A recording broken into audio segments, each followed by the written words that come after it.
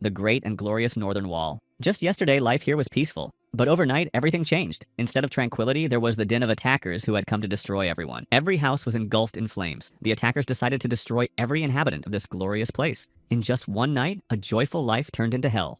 The villains destroyed ordinary people who had no weapons to defend themselves. Everyone hoped that someone would come to their aid. But the more people were killed, the less hope there was for salvation. Every second of the horror seemed like an eternity until the people heard the clang of swords. Hope began to return to the people. Finally, someone had come to protect them. For the attacker, the appearance of a person who could repel his blow was unexpected. He was very angry that someone dared to go against him. The villain's eyes were filled with rage. All he wanted was to quickly destroy the defender and continue destroying everything around him. Skillfully swinging his sword, the villain began to attack. He tried to strike blow after blow so that the defender would not have a chance to strike back. Of course, the villain thought he could easily defeat the young man, but the boy was able to parry the blows of the man in the mask. The Ragnar clan. A great ducal clan that defended the empire on the northern edge of the continent. Of course, the Ragnar clan was able to strengthen itself 1,000 years ago, thanks to the great northern wall and the special structure of its members' bodies. It is said that their physique was inherited from a powerful and strong dragon. The heirs of Ragnar were born with exceptional magical powers and endurance, as well as a talent for fencing, all except one. He couldn't understand anything. No matter how hard he tried, there were things that were beyond his reach. The people called it bad luck. Everyone considered the young man hopeless. He was part of the clan, but he could not inherit its talent. The man decided to take off his mask to reveal his face. He seemed to be mocking the young man. It would also be bitter for him, the man said to the very young Theo. Theo looked at the man in surprise. It was Rondon. The young man was very curious to know why Rondon had done this. Rondon decided to explain to Theo how sad it was to watch the young man train every day. Theo trained tirelessly, even though he knew he had no talent. Theo trained for a long time, but unfortunately it was all in vain. Rondon constantly mocked the boy. He told Theo that the nickname Ragnar the Dimwit suited him very well. Upset and angry, Theo decided to remind Randon that he was the one who suggested he become the young man's fencing instructor to teach him all the useless tricks. Theo did not hold back his anger. Why did Randon teach him so that he could betray the palace of the Trojans? And all this for the sake of scoundrels. But Randon couldn't understand why young Theo blamed him for everything. Didn't the young man understand that it was all his fault? Rindon seemed to be mocking the boy. He lifted Theo's head and asked him to look at the Palace of Roses, which was engulfed in flames. He decided to ask Theo why his family had died, but then one of the scoundrels placed the body of his mother in front of Theo. Rendon continued to speak. Why had the young man's mother died? All because Theo was a weak-minded wrangler in a clan based on the power of the strong. The boy looked at his mother with pity and despair. Everything seemed to freeze inside him. But Rendon considered the boy to be the weakest. Theo was enraged by the words and actions of the scoundrels. Without thinking twice, Theo grabbed his sword and lunged at Rendon. It seemed that Randon did not expect the attack at all. Randon was simply asked to kill the boy as quickly as possible instead of talking too much. Randon explained that he had simply been lost in his memories. He explained that he had almost finished with the boy. It was very painful for Theo to watch everything burn to ashes. He was unable to save anyone. It was painful to realize this. If only he had the talent. Everything could have turned out differently, but Theo Ragnar had been destroyed. After that, Theo's ability was activated. Return to the point of regression. Theo stood confused, not understanding what was happening. What a way to end today's lesson. It seemed like the boy needed a rest.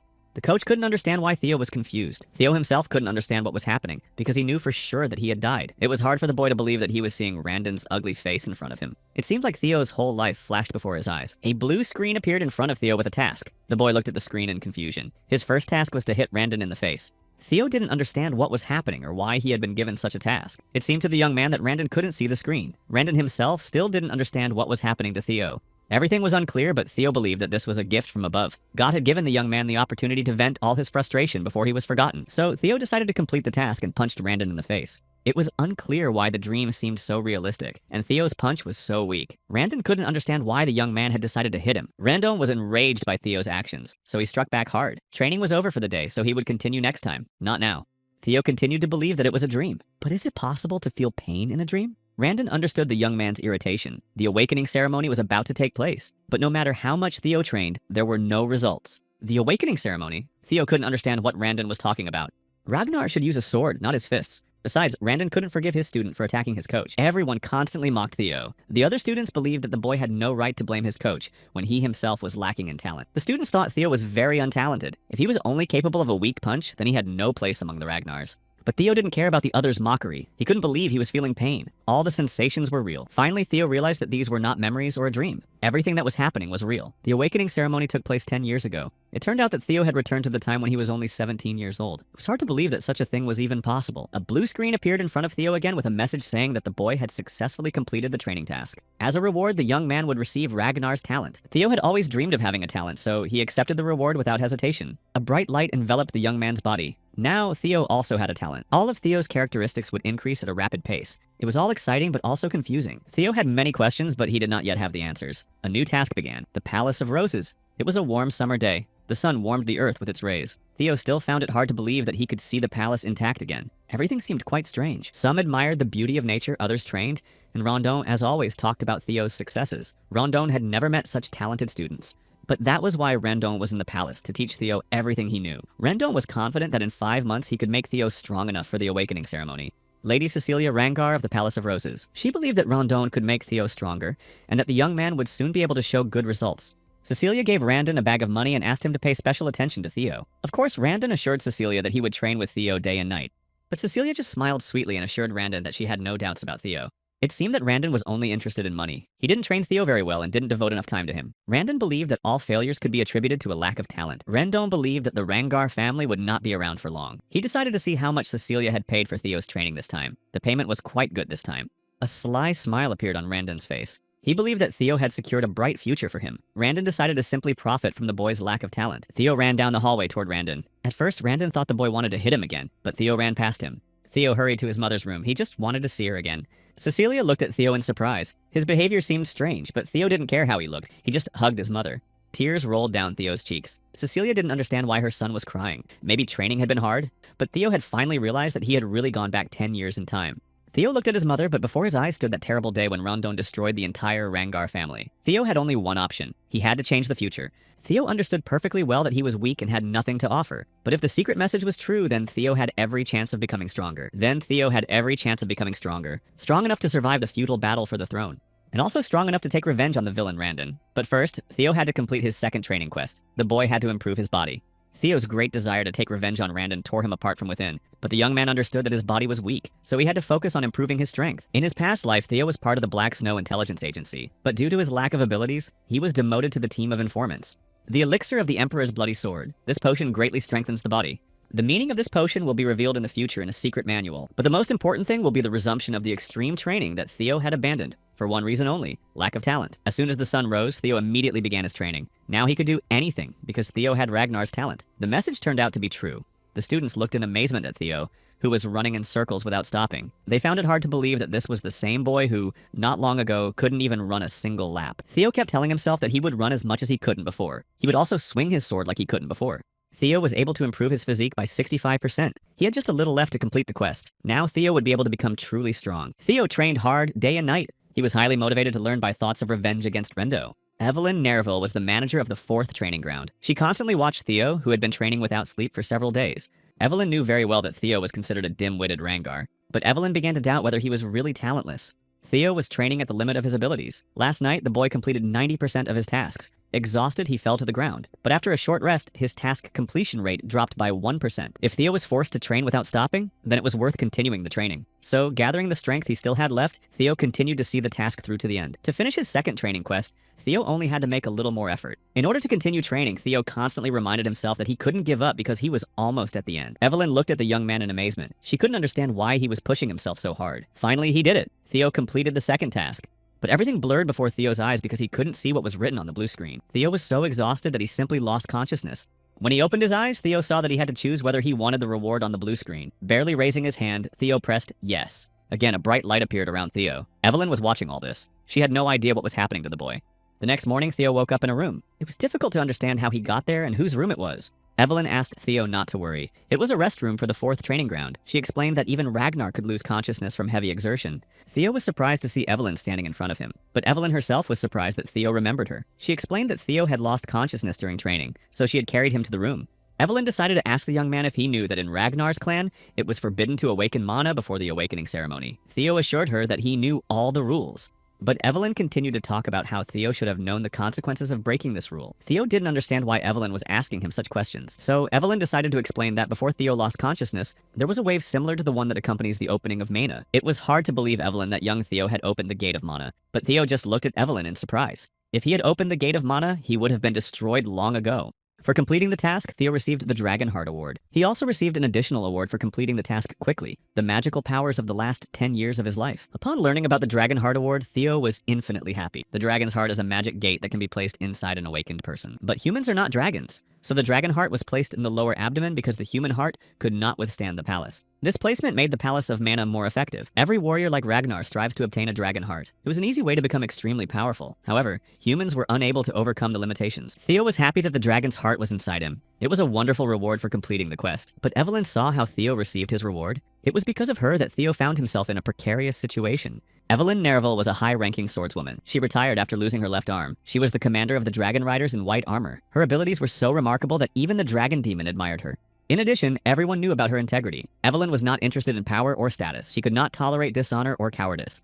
Evelyn was supposed to be Theo's teacher, but because of her stubbornness, she refused to teach the boy. So if Evelyn finds out that Theo has the heart of a dragon, he will be destroyed in an instant. But if Theo didn't get caught, Evelyn only spoke of destruction because of Theo's poor health. Evelyn was simply curious to see if Theo could really cope with the consequences. At that moment, only one idea came to Theo's mind: to use Evelyn's own words against her. Theo was the heir to the Ragnar family. He tried to explain to Evelyn that if her suspicions turned out to be unfounded and false, it would look like an attempt to disgrace the Ragnar name. Evelyn understood this perfectly well, but Theo decided to ask Evelyn if she knew what punishment awaited anyone who tried to humiliate the heir. Destruction awaited anyone who humiliated the heir. Evelyn didn't understand what she was feeling. Had Theo always been like this? Evelyn was sure she had felt a wave of mania, so she decided to check everything. Although Theo was Ragnar's heir, he had to follow the rules. There could be no exceptions. So Evelyn placed her hand on Theo's stomach. The surprise was clearly visible on Evelyn's face. She did not feel the aura of power inside the young man. Theo looked at Evelyn for a while, wondering if she had found anything. It was hard for Evelyn to realize that she had been wrong. She was sure of what she had seen. The rules were the same for everyone. Evelyn admitted that she was wrong and asked Theo to punish her. She believed that her worthless life should be the price she paid for her sin. Theo understood that the dragon's heart was different from an ordinary heart. The existence of the dragon's heart was completely controlled by its owner. Theo was able to hide his heart at will. Moreover, a human's possession of a dragon's heart would only be revealed after several years. So Theo could remain calm. No one could find out about his secret. Theo assured Evelyn that no one needed to be destroyed. She was just doing what she had to do. Moreover, not many people would risk their lives to learn the truth from the heir.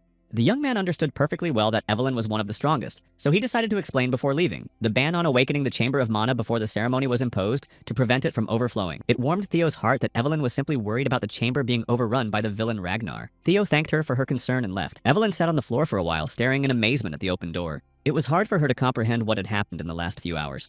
Theo walked down the palace corridor, thinking about the dragon's reward and the increase in strength he had gained over the past 10 years. Now he was going to become incredibly powerful. Several days passed. Rondon was training with Theo, but as always, Rondon was dissatisfied with how the young man held his sword. The only thing that comforted Theo was that he was getting stronger, but pretending that he was still weak was difficult, and listening to Randon was unbearable. Theo knew that Rondon was a scoundrel. He also taught strange techniques. The young man began to suspect more and more that someone more powerful was behind Rondon, the one who destroyed the boy. Theo had to find out who this person was. Theo was sure he could figure it out. Theo was so absorbed in his thoughts that he didn't notice he had started muttering something. Randon didn't like this at all, so he decided to remind the boy that talking was not allowed during training. Theo no longer had the strength to learn Randon's poor techniques. The young man couldn't understand how Randon had become a mid-level fencer in the first place. Theo was sure that Randon had to fight hard even against low-level demons. Randon was very angry at Theo's words. The boy believed that Rendo was teaching him only to keep an eye on him. He approached Rendo to tell him that his skills were terrible. All Theo wanted was to make Rendo give up training. Rendo was beside himself with rage, but Theo decided not to stop. If Theo could ruin Rendon's plans, the scoundrel would surely contact the main conspirator, Camellia Palace. News of Theo's duel with Randon spread quickly among the others. The students had never liked Theo. They always made fun of him. Everyone believed that Randon would surely cripple the boy for accusing him of weakness. The boy who had mocked Theo was unexpectedly hit in the head with a glass of drink. 4 Hounds of the North, the Dark Leopard, Axion Ragnar. He didn't care about the bastard's physical condition at all. The Silver Lion Remington Narzio. But outside, someone assured them that they should be concerned about the boy's physical condition. 9 Dragons. The Heavenly Dragon, Ed Troyvon. Ed assured everyone that everything could go wrong if they lost their vigilance. Action assured him that this only applied to gifted people, so Ed shouldn't worry so much. There was no point in worrying about a scoundrel. But Ed explained that unpredictable things could happen to the Ragnars, even if they were unlikely. A flame in the wind could flare up at any moment. Axion was sure that the news was good. Rondon could take care of everything for them. A week passed. The day of the duel arrived. All Theo wanted was for Rondon to retire after being humiliated, but the situation got out of control. But there was no turning back. Theo received his 3rd training quest. He had to fight Randon and defeat him. On that day, while humiliating Randon, Theo announced that he was fired. But Randon had a signed contract, and as long as the contract was in force, Randon would continue to teach. But Theo was Randon's boss. Theo just wanted to destroy Randon, but he wasn't entirely confident in his abilities yet. First, he needed to get information from the scoundrel. Rondon began to get nervous. He had to convince Theo somehow, because if Rondon was fired, he would fail his mission. Rendon immediately began begging Theo to stop. It was against the rules. Rendon began threatening to report him to the tribunal, but Theo couldn't be stopped. He had to complete the quest. Then it would be necessary to resolve the matter using Ragnar's method. Theo turned his head and saw Evelyn. The young man did not understand what Evelyn meant. Evelyn suggested settling the dispute with a sword duel. There would be no tribunal, the winner would have the final say. Rondon was not opposed to this, as he was a skilled swordsman. The match was to take place in a week. It seemed that everyone was happy with this option except Theo. He was unsure that he could defeat Randon. The stands were packed. Every student knew very well that Theo was completely useless with a sword, but Theo was a Ragnar, so some did not believe that the boy was completely incapable of fighting with swords. Rendon Harvey was a mid-level swordsman. The students believed that someone without talent could not defeat Rendon. All Rendon wanted was for Theo to apologize, and then there would be no duel. Theo Ragnar was a fencing student. The boy decided to tell Randon that if he didn't want to remain a one-armed fencer, he'd better just quit. Theo's words angered Randon. The scoundrel wanted to turn a blind eye, but Randon's pride would not allow him to do so. He decided to simply destroy the young man and pretend that it was an accident. Randon decided to give in and let Theo attack first. Theo decided not to pass up such an opportunity. Everyone watched the duel with bated breath. As expected, the fool lost. He really didn't know how to swing a sword. Randon began to mock Theo. He believed that Theo was no match for a mid-level fencer. Theo Ragnar was not even a low-level fencer. He had noticed that Theo's skills had improved remarkably recently, but it wasn't enough to defeat him. If Theo had been at least at the level of 4 northern hounds, it would have been a completely different story. After Evelyn challenged him to a sword duel, Theo immediately followed her into the room. Evelyn was wondering what she had done, but Evelyn assured Theo that she had helped him. If Theo wanted to get rid of Randon, he needed to approach it more carefully. It seemed that Randon had a patron, so dismissal would not be enough. Theo looked at Evelyn in surprise, not understanding how she knew. Evelyn constantly watched the training sessions and noticed that Randon was teaching Theo strange techniques, so Evelyn sent someone to follow Randon. She didn't understand where the scoundrel Randon had come from. In her past life, Evelyn hadn't been interested in this, so it seemed that the power of the palace had made Evelyn interested in everything that was happening between Theo and Randon. Evelyn's investigation led her to the Palace of Camellias. Theo found it hard to believe that a pathetic struggle for the throne was the cause of it all. Of course, it was great that Evelyn found out about it, but with his limited abilities, Theo still couldn't defeat Randon. But Evelyn assured Theo that he was simply underestimating himself. He had the strength to defeat Randon. Rondon began to attack the boy. He assured Theo that if the boy got down on his knees right now and begged for mercy, maybe Rondon would stop. But Theo was able to deflect Rondon's sword. Only now did Randon realize that something was wrong. Theo was blocking all of his attacks. Randon couldn't understand how Theo had become so strong. Everyone present was surprised that Theo was fending off all attacks except for Evelyn's. She knew much more about Theo than the others. Evelyn offered to train Theo. If he trained all week, he would be able to defeat someone like Randon. If Theo started ignoring his teacher and training with another teacher, it would break the rules. But Randon was a scoundrel and had no right to call himself a teacher. Theo was glad that circumstances had turned out in such a way that he was able to enlist Evelyn's support. But Theo didn't understand why Evelyn was going to such lengths. Was it really just because of that one incident? But that wasn't the only reason. Evelyn knew someone who would like Theo. This man was obsessed with collecting talent. The duel continued. Randon couldn't stop thinking about how Theo could fend off his attacks if he was just a young fool. It was impossible for Theo to pretend to be so unlucky all the time. Theo decided to ask who was behind Randon, but this question only angered Randon even more. Did Randon really think that Theo didn't understand that he was learning nonsense? Randon began to refute the boy's words, but Theo interrupted him, mentioning only the Camellia Palace. But Randon just looked at the young man in surprise. He couldn't understand how the boy had found out. Theo became curious to know if Randon knew how to get rid of an arm. After that, the boy, without a moment's hesitation, cut off one of Randon's hands. Now, Theo knew for sure that he had become stronger, and he could become even stronger. Last time, Randon told Theo that all the horror that had happened was his fault. So Randon's death was the fault of this scoundrel. As soon as Theo destroyed Randon, a blue screen appeared. It displayed congratulations on successfully completing the quest. For completing the quest, Theo was to receive an additional reward. So all he had to do was agree to accept the reward. Of course, Theo agreed. Everyone was shocked by the fight. It was hard to believe that Theo, a student, could defeat his teacher, Randon. Theo looked at Randon. In the past, Theo had constantly suffered at the hands of Randon. From now on, everything would change. As a reward, Theo received the gift of observation, but he did not understand what this ability was. As an additional reward, Theo received magical powers for 1 year. A demonic dragon named Julius Ragnar, captain of the dragon riders in white armor, appeared before Theo. But what he wanted from Theo was not yet clear. Only Evelyn understood what was happening. Julius damaged the covering. Evelyn couldn't understand why he didn't just come in normally. Theo looked fearfully at Julius as he approached him. At that moment, Theo desperately wanted someone to explain what was happening and what he had done. Julius began to praise the boy and said he was surprised that the student had surpassed his teacher. Of course, Julius considered destroying a teacher disrespectful, but knowing Randon's actions, he clearly deserved it. Theo continued to look at Julius in amazement. But no one would touch Randon. Julius had come to this duel today to offer Theo a place in the Dragon Rider squad. Every student was surprised by what they heard. It seemed that anger had overcome each of them. It simply could not be that a fool would become a Dragon Rider. Axiom decided to ask Remington if he knew of even one case where a novice swordsman who had not even passed the ceremony had been accepted into the Knights. Of course, there were no such cases. It is impossible to assess someone's abilities before the gates of mana open. Even if you are a skilled swordsman, magical powers may not be enough. No matter how great Julius Ragnar was, he couldn't be completely sure of Theo, although maybe the demonic dragon saw some potential in the boy. Everyone dreamed of joining the Dragon Riders, but Theo Ragnar decided to turn down the offer. Everyone was shocked by his refusal and began to discuss Theo. Theo was given an opportunity that everyone could only dream of, but Theo refused, saying that he was not skilled enough. What exactly is impossible to observe every day? Lady Camellia Emil Ragnar was very unhappy that Theo had destroyed Randon. She found it hard to believe. The Sky Dragon Ed Troyven asked Emil not to be upset about Rendo. Moreover, Emil found Rendo's abilities disgusting, so the death of someone like him did not deserve their attention. Emil reported that there were rumors that Evelyn had proposed the duel. This meant that the Camellia Palace could not appoint a new teacher. All that worried Emil was that Theo might start to stand out, and the Rose Palace would be difficult to control. But Emil was assured that the clan leader had no interest in what was happening, so everything was going according to plan. Everyone present in the Camellia Palace had to understand that in order to get the Rose Palace, they must not arouse the clan leader's suspicion. To do this, Theo had to remain weak. Axiom was sure that Theo was still weak, as he could not have changed much. Evelyn and Julius had always been interested in losers. If his mother and uncle were so worried about Theo, then Axiom decided to play with them a little. Axiom decided to show Theo his place. Evelyn also decided to praise Theo, but Theo himself believed that without such a wonderful teacher as Evelyn, he would never have succeeded. Evelyn also thought it would be great if Theo joined the Dragon Riders. She wondered why Theo had turned down the offer. In his past life, Theo had dreamed of being a knight in white armor, and to say that he didn't regret turning down the offer would be untrue, but it was too early to join them. When Theo thought about all the privileges that would come his way after the awakening ceremony, joining the Dragon Riders was incomparable. Evelyn was fascinated by Theo's modesty. While training Theo, she felt a surge of strength for the first time. Of course, Evelyn missed the knights in white armor very much. Thanks to his powers of observation, Theo was able to notice all this in Evelyn. This ability would definitely come in handy in the future. Theo and Evelyn's conversation was interrupted by Sybil Drea, who had arrived from the southern observation island. Sybil urgently wanted to discuss something with Theo. This seemed suspicious to Theo. Theo decided to use his powers of observation. It really was Sybil Drea. He was a swordsman apprentice with a talent for loyalty. He wanted to fight Theo.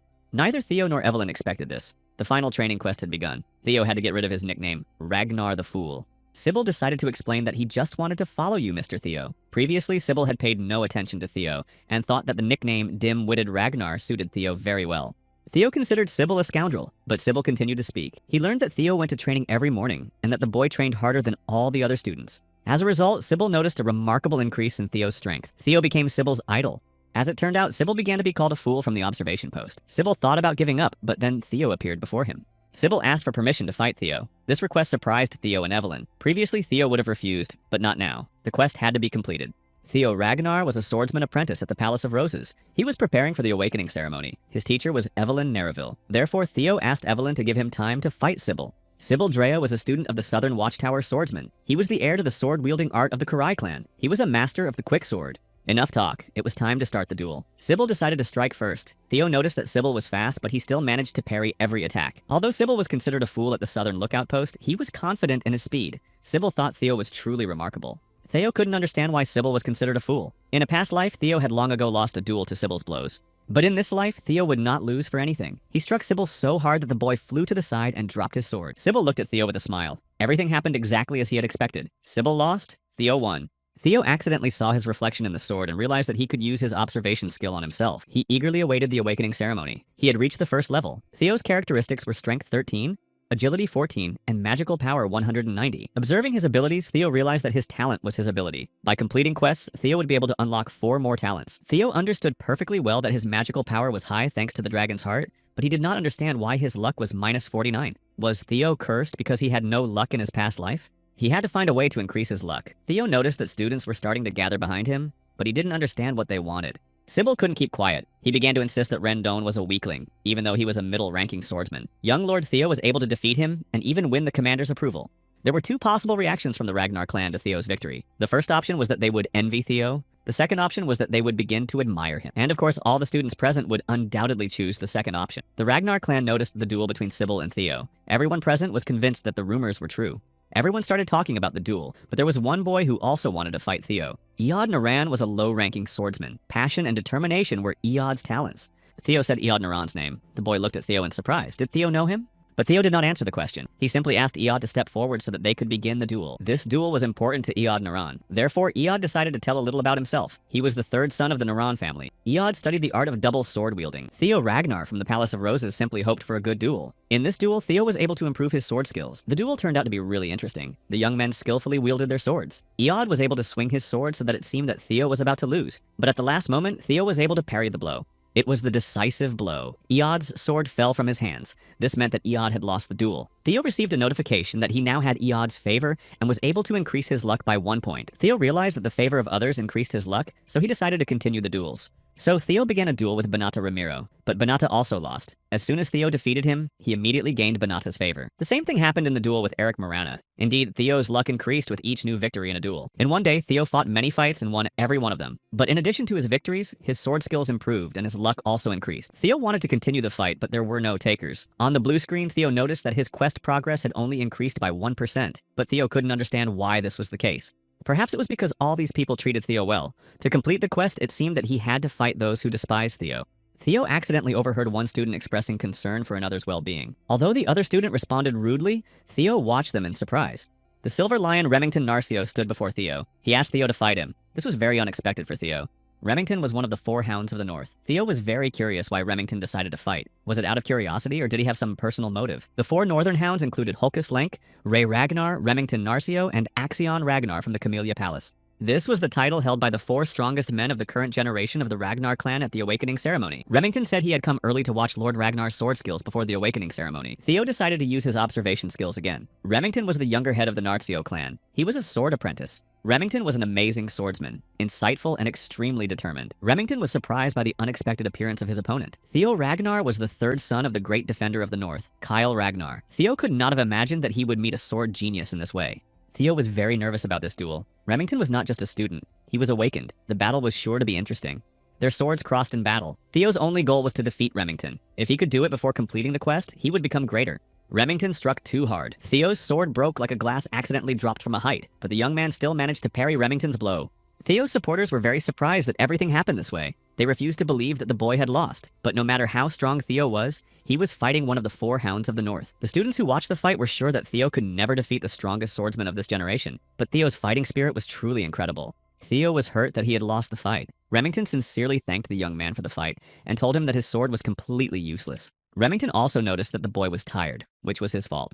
But Theo was sure that there was no place for pity on the battlefield. He lost this duel as soon as he lost his sword. Remington hoped for a more interesting duel in the future and shook young Theo's hand. The boy also hoped for another duel with him. It was quite unexpected for the others that one of the 4 hounds recognized Theo. Sybil was convinced from the very beginning that Theo was not as simple as he seemed. The task was increased to 35%. With such success, Theo had every chance of getting rid of his nickname, Ragnar the Fool. Theo noticed that with his new talent, he had become much stronger than in his past life. But when Theo's sword touched Remington's sword, he realized that he was still weak. Of course, Theo was sad that it had ended this way, but it was a valuable experience for him. Besides, his luck rating had increased by 10, and his reputation had grown quite well.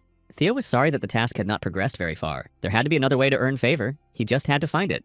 Remington interrupted Theo's thoughts. He had come to the Palace of Roses not only to fight the young Theo. The boy looked at Remington in surprise, not even guessing what he wanted from him. Remington handed Theo an envelope. He wanted to invite the boy to join the Scaled Dragon Society. Sybil was simply shocked by what he heard. This was a high society club for the select few. It seemed that Sybil envied Theo and wanted to be in his place. But Theo was just as shocked. He couldn't even imagine that someone like him would be invited to join this society. So Theo wondered if it was okay that Remington had invited him. This question confused Remington. He believed that Theo was truly more suitable than anyone else, especially since this was not just any group. Theo's peers were also candidates for the Awakening ceremony, so they also wanted invitations. Some students even cried when they heard the news. Theo didn't understand why Remington invited him, but Dragon Society was centered around Axion. There were quite a few scoundrels there who were just waiting for a chance to destroy Theo. It was the perfect opportunity to complete the task. Moreover, it was a great idea to learn more about Axion and the Camellia Palace. So Theo decided to agree and accepted Remington's invitation. Everyone present was surprised that Theo had been accepted into the Society of the Scaly Dragons.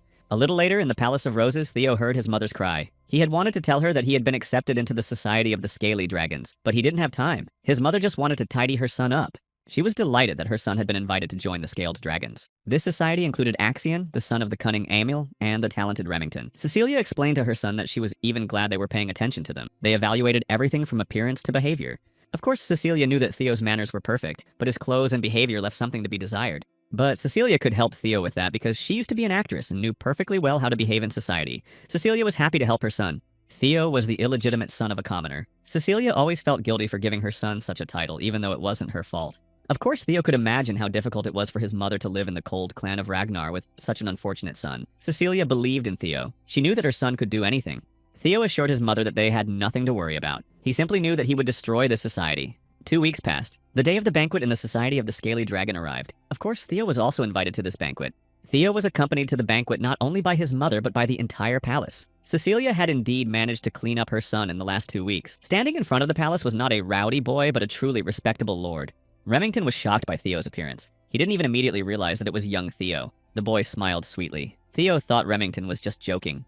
But Remington was sincere. Theo had not only grown taller, but he had also gained some muscle. This was the result of 2 weeks of intense training. Remington came to the Rose Palace every day for 2 weeks to train with Theo. The boy thought they had become friends. Theo also trained constantly with other students who were imitating the young Theo. Evelyn just wanted to teach the young boy, but someone was always interrupting their training. She couldn't understand how it had come to this.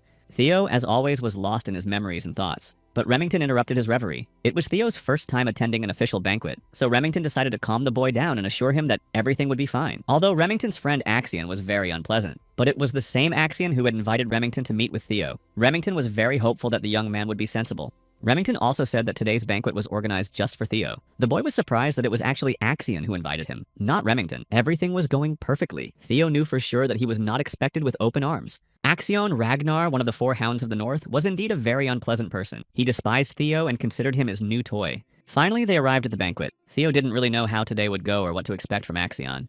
Theo stood near the Camellia Palace and just stared at it. He knew that behind these walls were those who had sent Randon to interfere with Theo's training, those who had destroyed his mother's Rose Palace and then Theo himself. Action was supposed to come out personally to greet Theo, so he had to wait for them at the entrance. Theo guessed that Action had invited him only because Theo had proven himself. That meant it was time to ruin Theo's life. But Axion knew nothing about Theo, just as he didn't know that the boy also had a plan. In one of the windows, Theo noticed a blue light. Could it be the light from the task? Remington explained that everything was right inside the Camellia Palace. Theo walked a little faster. Behind him, he heard Remington scream. Something fell out of the window and landed right on Theo. Remington was seriously afraid for the young man. It was pure torture. Theo assured Remington that everything was fine, but Theo knew very well that in his past life, he would hardly have been able to dodge it. Remington started yelling at whoever had done it.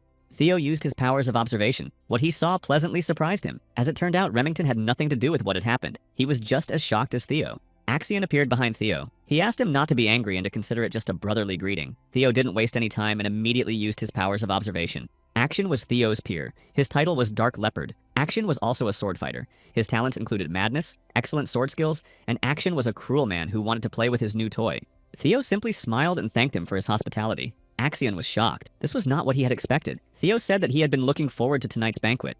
Action also smiled at Theo. He thought the young man had become even more amusing since they last saw each other. The other guests were very unhappy with Axion's decision to invite Theo into their society, even if he was from a higher branch of the clan. But inviting a weirdo into Dragon Society was too much. Although Theo looked pretty good, everyone understood perfectly well that Theo was just a toy for Axion. Remington decided to apologize again for the boy's behavior and explain that they had never behaved like that before, but Theo assured him that nothing terrible had happened. On the contrary, he was grateful to them. Let them gossip. The time would come when Theo would take revenge on everyone. Theo noticed the blue light again. He was sure that it was a task, but how could he get into the room to see? Axion appeared before Theo again. With a smile on his face, he decided to ask if Theo was enjoying the banquet. Axion also decided to apologize for his behavior. In reality, Theo had never liked Axion, but he had a plan that he had to stick to. So, smiling at his enemy, he assured him that everything was fine and thanked him for the invitation. But that wasn't enough for Axion. He approached Theo, hugged him, and asked again if the young man accepted his apology. Theo just looked at Axion in surprise. He pretended not to understand what apology he was talking about if it was just a greeting. At first, Axion looked at Theo in surprise, then laughed loudly, assuring him how much he had changed and how funny he had become. The other boys looked at Theo with envy. They considered him worse than them. Although the young men were Ragnars, the gap between them was very noticeable. The envious young men believed that it was not worth comparing the noble clan of the Troivons from the east with a random woman who had appeared out of nowhere. But they couldn't understand why Remington cared so much about him. But if you think about it, Remington also had strange family roots. The mention of his family made Remington very sad. He asked the others to watch what they said. Talking about Remington's family was forbidden. Theo wanted to watch a little longer but changed his mind. He wanted to say hello to his new friends. Approaching the table, Theo took a bottle of wine. Everyone around thought that Theo just wanted to pour the boy some wine. For a few seconds, Theo just stared at the boy. The boy did not understand Theo's behavior. Had he said something wrong? Theo simply swung and hit the young man in the face with the bottle. Not only those present at the banquet were in shock, but Theo himself. But time cannot be turned back, and what is done is done. The boy got up and, after calling Theo a freak, lunged at him. But Theo was enraged by what he had been called. He easily struck the boy again. Theo had only greeted him, but the young man immediately started throwing punches. Those present at the banquet began to doubt that Theo was weak. The fourth task was 43% complete. Remington knew that young Theo would never have done such a thing. Only now did Remington realize that Theo had decided to stand up for him. Theo had greeted the boy, and now he wanted to say goodbye to him. Theo broke the boy's arm. After that, his task was 58% complete. He wondered if anyone else wanted to say hello to him. 4 boys took out their swords and pointed them at Theo. Theo was supposed to die for attacking the young boy. Everything was going according to Theo's plan. This boy was the 3rd master of the Hanavi clan, Jan Hanavi. Now Theo understood everything. He was one of the 6 allies of the Ragnar clan, the Hanavi clan. Of course, these guys weren't just going to sit there and watch while Theo acted like a fool. But Theo told them that dogs like them had no right to demand the destruction of Theo Ragnar. Theo assured them that he would not tolerate such disrespect. But would the boys be able to deal with the consequences of their words? The guys felt pressure, but they didn't understand where it was coming from. Each of these young men began to doubt that this was the same worthless Ragnar. Although, to tell the truth, Theo was the direct heir to the Ragnar clan and a candidate for the throne. Moreover, Ragnar was the ruler of the north and the head of the 6 snow clans. Threatening to destroy one of the heirs was a sin for which the destruction of an entire clan was a trifle. Previously, this did not apply to Theo, but not now. The boys thought it would be better to apologize to Theo, but Theo himself thought it would be better to destroy them. Perhaps this scene would have continued for some time if 4 boys had not been killed with a single blow. Evelyn seemed to have decided to come to the aid of her student. Theo was very grateful to Evelyn for her help. He could now calmly play all his trump cards. Julius was not slow to act either. Opening a bottle of wine, he immediately started talking to Evelyn. There was a time when Evelyn said she would no longer take students, but for some reason she started teaching Theo. So Julius became curious about her new student. Until Evelyn left, Julius was always out on the street. Did he really have nothing else to do? Julius wanted Evelyn to be happy for him at least once in her life. He waited for her answer. Evelyn assured him that Theo had exceeded all her expectations. Evelyn assured him that Theo was the best student she had ever taught. Julius was surprised. Axion was also her student. Could Theo really be better than Axion? Evelyn knew exactly what Theo was capable of. That's why she was so confident in her words. Julius knew that people don't change that much. It seemed that Theo had simply been hiding his talents. But Evelyn found it rather strange that Theo, who had hidden his talents, was now displaying them so ostentatiously. Haste never led to anything good, and Evelyn knew that very well. She watched Theo. Evelyn had the feeling that someone was constantly pushing the boy. That's why she was worried about Theo joining the community of the Scaly Dragon. Julius felt that something was about to happen, but he didn't know what. Although maybe he was wrong about Theo. Before leaving, Julius asked Evelyn to talk to Theo about joining the Dragon Riders. He said that it concerned Evelyn as well. Had Evelyn really decided to leave just because she couldn't sit on a dragon? Julius wasn't satisfied with that. He wanted Evelyn to come back and take Theo under her wing. Evelyn began to think that Theo had noticed her following him. That was probably why he put on such a show. Maybe that was why he joined the Scaly Dragons. She shouldn't have started worrying about him. But Evelyn still couldn't figure out when Theo had realized. This young man seemed unpredictable to Evelyn. Theo explained to Evelyn that he had known everything from the moment he got into the carriage. Evelyn just looked at him in surprise. Theo explained that he had a 6th sense. Anyone who possessed the heart of a dragon could easily sense the energy of others. But in front of everyone in the hall, Theo pretended to be surprised by her appearance. Evelyn revealed something that shocked everyone. Many of those present showed disrespect to the candidate for the throne. Those who showed disrespect had to be punished somehow. According to the rules of the clan, those who showed disrespect to the heir were to be destroyed immediately. Since they were just children, Theo decided to punish them by cutting off one of their hands. The young men begged him to stop and not do this. One of them approached Axion and asked him to save him, but he refused, explaining that it was just a greeting. Axion could never have imagined that he would meet Evelyn under such circumstances. Evelyn simply greeted him. Axion realized that Theo had done everything so that even he had no right to speak ill of him. All Axion wanted was to get rid of Theo. It was time for Emily, Theo, and Remington to leave the Camellia Palace. Theo told Axion goodbye and said he had fun. Remington seemed a little afraid of Theo. The 4th training quest was successfully completed. All the training quests had been successfully completed. Now no one could call Theo a dim-witted Ragnar anymore. Of course, Theo was happy to have completed the tasks, but the real revenge was yet to begin.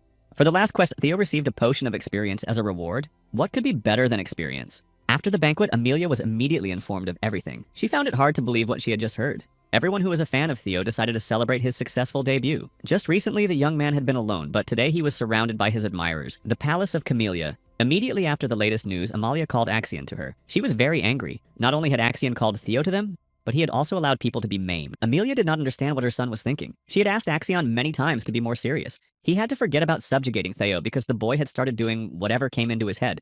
Amelia had said many times that if the worthless Theo Ragnar began to stand out, it would be more difficult for them to capture the Palace of Roses. But Axion was sure that they had nothing to worry about.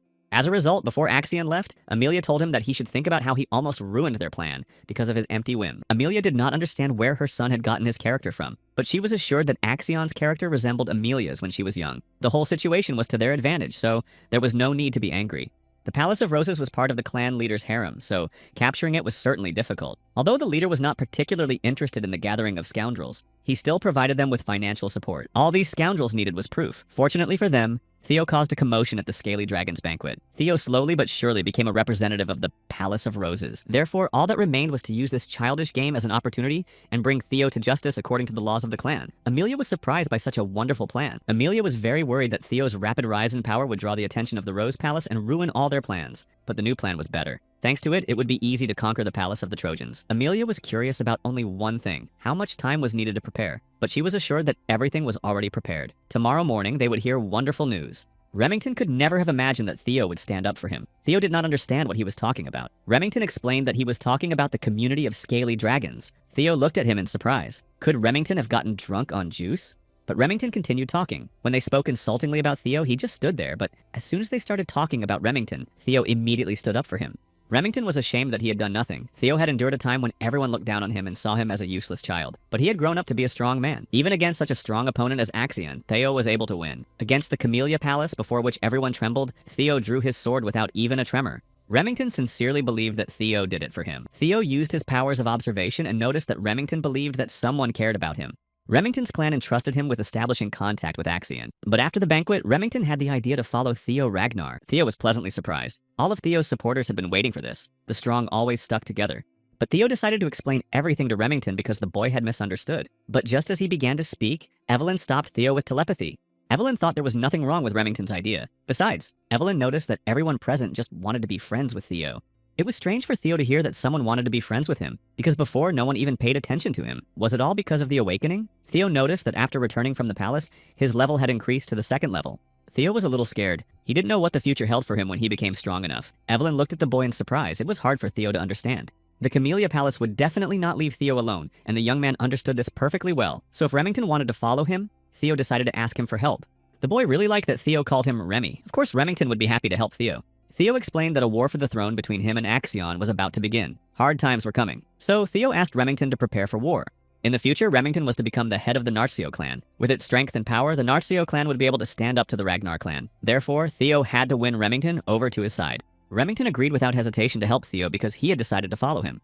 The cozy evening was interrupted by uninvited guests, the Swords of Justice. They came to arrest Theo for intimidation, physical violence, and blackmail. Everyone was shocked by such accusations. Theo approached one of the Swords of Justice and began to examine the warrant. The warrant was genuine. The ink was still wet. It was immediately apparent that they were in a hurry. Remington and Evelyn stood there and watched in amazement as Theo was taken away in handcuffs. They wanted to help but didn't know how. The next morning, Cecilia was immediately informed that Theo had been arrested. Cecilia felt sick when she heard the news. She couldn't believe that her son had been taken away. Cecilia said she was fine and asked for an explanation of what had happened. They told her everything Theo was accused of. Cecilia really hoped that it wouldn't reach the council.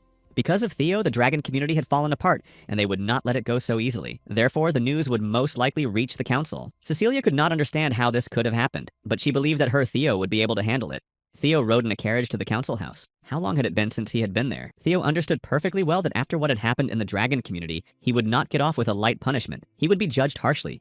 If Theo appeared before the council, he would have to prove that he was worthy of being the heir to the Ragnar clan. Theo believed that this time, they would see it through to the end. Everything was going according to plan. As soon as the doors of the council house opened, the guards immediately reported that Theo Ragnar had been brought in. Theo believed that such a scene suited him. He was ready to show what he was capable of. He stood before the council. Such an audience satisfied Theo. Julius Ragnar, captain of the demonic horsemen in white armor, was one of the council members. 4 of the 9 dragons who protected Ragnar. The sky dragon Ed Troyven, head of the intelligence service. In the past, Theo couldn't even look them in the eye. The graceful dragon Osa Ragnar, lady of the palace of flowering plums. The wise dragon Wolfen Ragnar, head of the council. Theo greeted the members of the council. He did not expect his first meeting with the head of the council to happen like this. Wolfgang didn't like half-breeds like Theo. You could see in his eyes how much he despised the boy. Theo appeared before the council because of his foolish prank. The Byron clan, the Ceres Merchant Guild, the Red and White Mercenary Organization, and even the Hanavi clan all wanted to sever ties with the Ragnar clan. Wolfgang was very angry with Theo. He promised that Theo would pay for all his actions. Because of his behavior, he had ruined the honor of the Ragnar clan. Theo admitted that Wolfgang was right. Instead of what Theo did at the banquet, he should have simply destroyed them all. The council clearly did not expect to hear this from Theo. The young man began to explain that those people were mere subordinates. The Lord grants land and mercy, and his servants grant loyalty until the end of their days. That was the way of knighthood. But they dared to question the Lord's words. Theo was furious. If he had known they would show such disrespect, he would have destroyed them immediately. According to the principles of knighthood, they must be punished immediately. Could Theo just stand by and watch their clan be dragged through the mud? Julius was very pleased with the boy. He knew that the young man would be able to get himself out of this.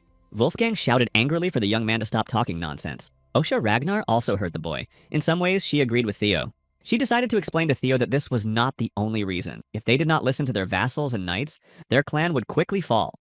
Because power alone was not enough to rule the world, Theo decided to remember Osha Ragnar's words. The Dragon Sword was the first female clan chief and the best swordsman in the north. The council hoped that Theo understood that a severe punishment awaited him, 3 months of imprisonment. But the awakening ceremony was to take place very soon. Wolfgang began to shout angrily at Theo to stop arguing with him. Osa Ragnar would allow him to participate next year. Thanks to the demonic dragon who stood up for Theo, his sentence was reduced. Ed, on the contrary, was delighted. It was even better this way. Such a sentence was a disgrace to the Ragnar clan.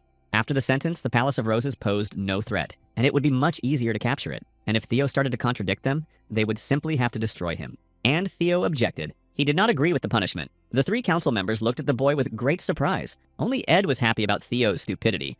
Of course, Theo understood perfectly well what he was doing. He received the lightest punishment. To him, it seemed as if he had simply been scolded. Apparently, the demonic dragon had tried very hard. In the powerful Ragnar clan, Theo's words meant the beginning of war. Theo didn't need handouts from the council. In the end, history is always written by the victors. The main storyline was open, where Theo would be able to uncover many secrets of this world. The first quest of the storyline was the Path of the Air. The Ceres Merchants Guild is a secret northern branch. Evelyn and Rankton went to this guild on Theo's behalf. The Camellia Palace, ruled by the Troivens, will be destroyed. Theo was very lucky that he would not be alone in this war. The council was surprised by Theo's behavior. Wolfgang began to rage. How dare a little boy contradict the council? Wolfgang couldn't understand how Theo didn't realize that he was only making the situation worse. Had he really decided to declare war? Did Theo really believe that he could stand alone against all the clans? The council could not comprehend this decision.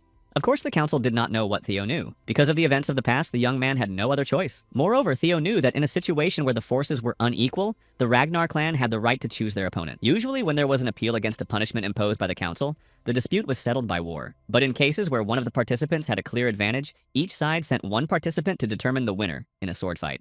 Each side sent one participant to determine the winner in a sword fight. This was a representative duel. It was almost immediately clear that Theo would be the representative of the defense. The other side would most likely be represented by Axion. Julius understood that if Theo fought Axion, he would lose in any case. So why offer an option where the boy could not be the winner, unless Theo had some kind of trump card up his sleeve? If Theo hoped that someone else would fight in his place, that would not happen. According to the law, a representative had to be chosen, and the duel had to take place in a week. The scoundrel Ed understood that Theo was up to something. The same thought crossed his mind as Julius. The boy would ask someone else to fight in his place, but Ed was sure that Theo would not run away from the duel.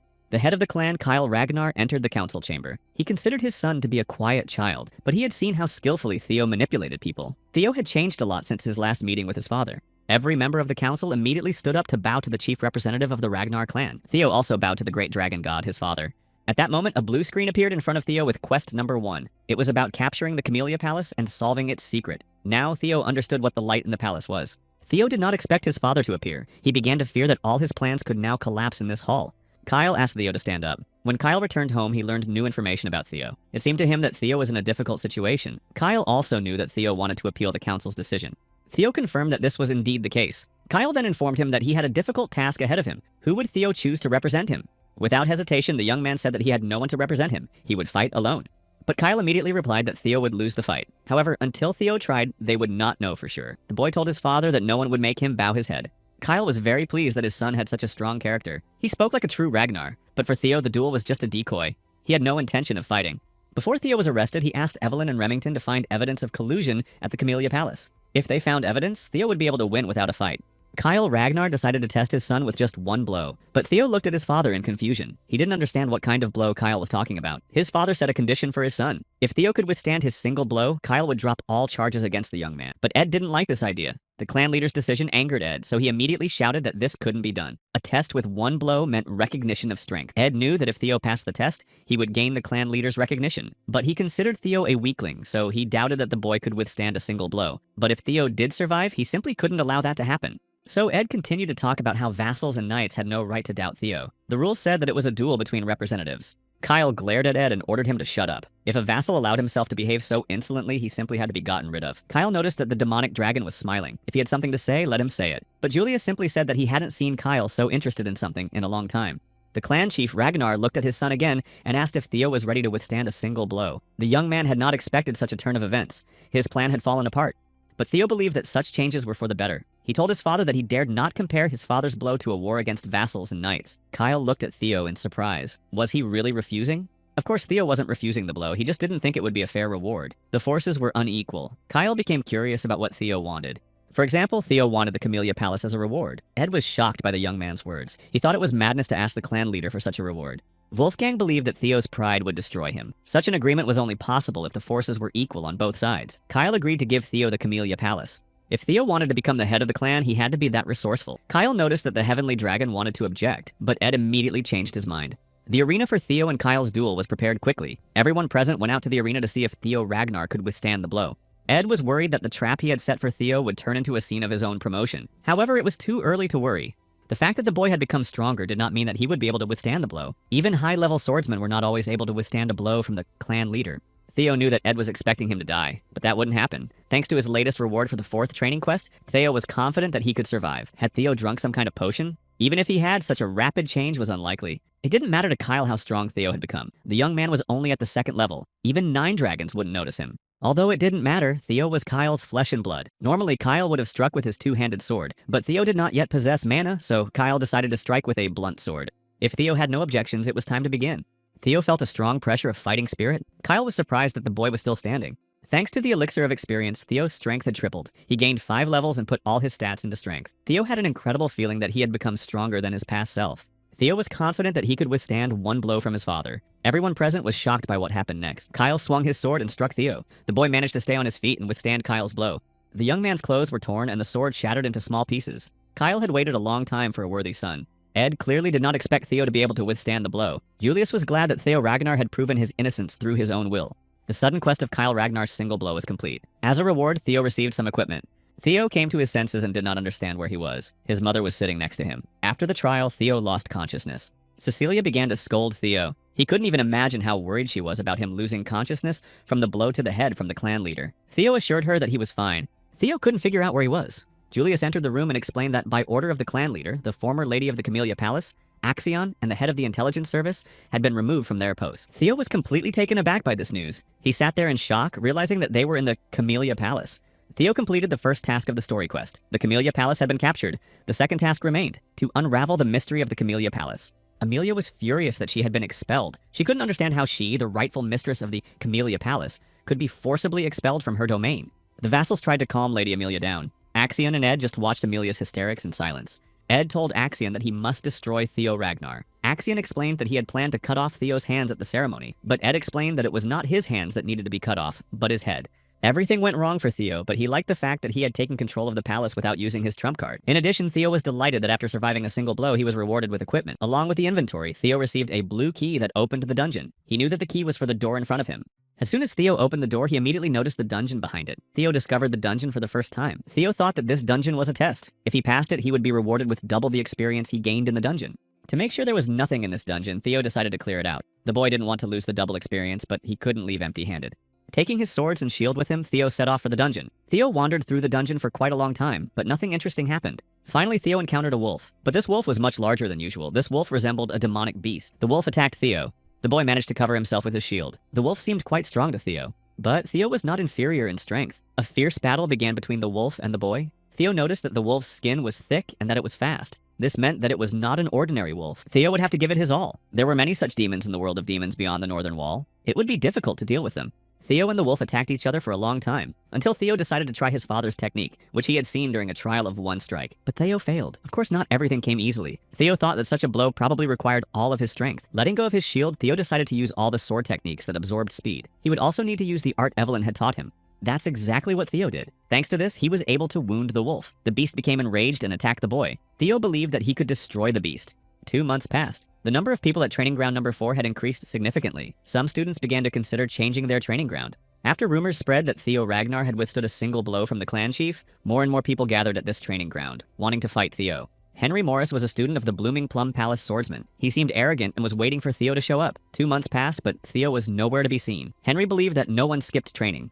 Henry's friend thought that Theo had simply run away because he was afraid that his lie would be exposed. There was a grain of truth in the boy's words, but there were no witnesses, which meant that it was just an exaggeration. Sybil stood up for Theo. He believed that compared to Theo, they were nobodies. The boys drew their swords and were ready to start the fight. But the fight was not meant to be. Ray Ragnar, the 4th Hound of the North, the Snow Leopard, appeared before them. He did not understand why he had not been invited to the festivities.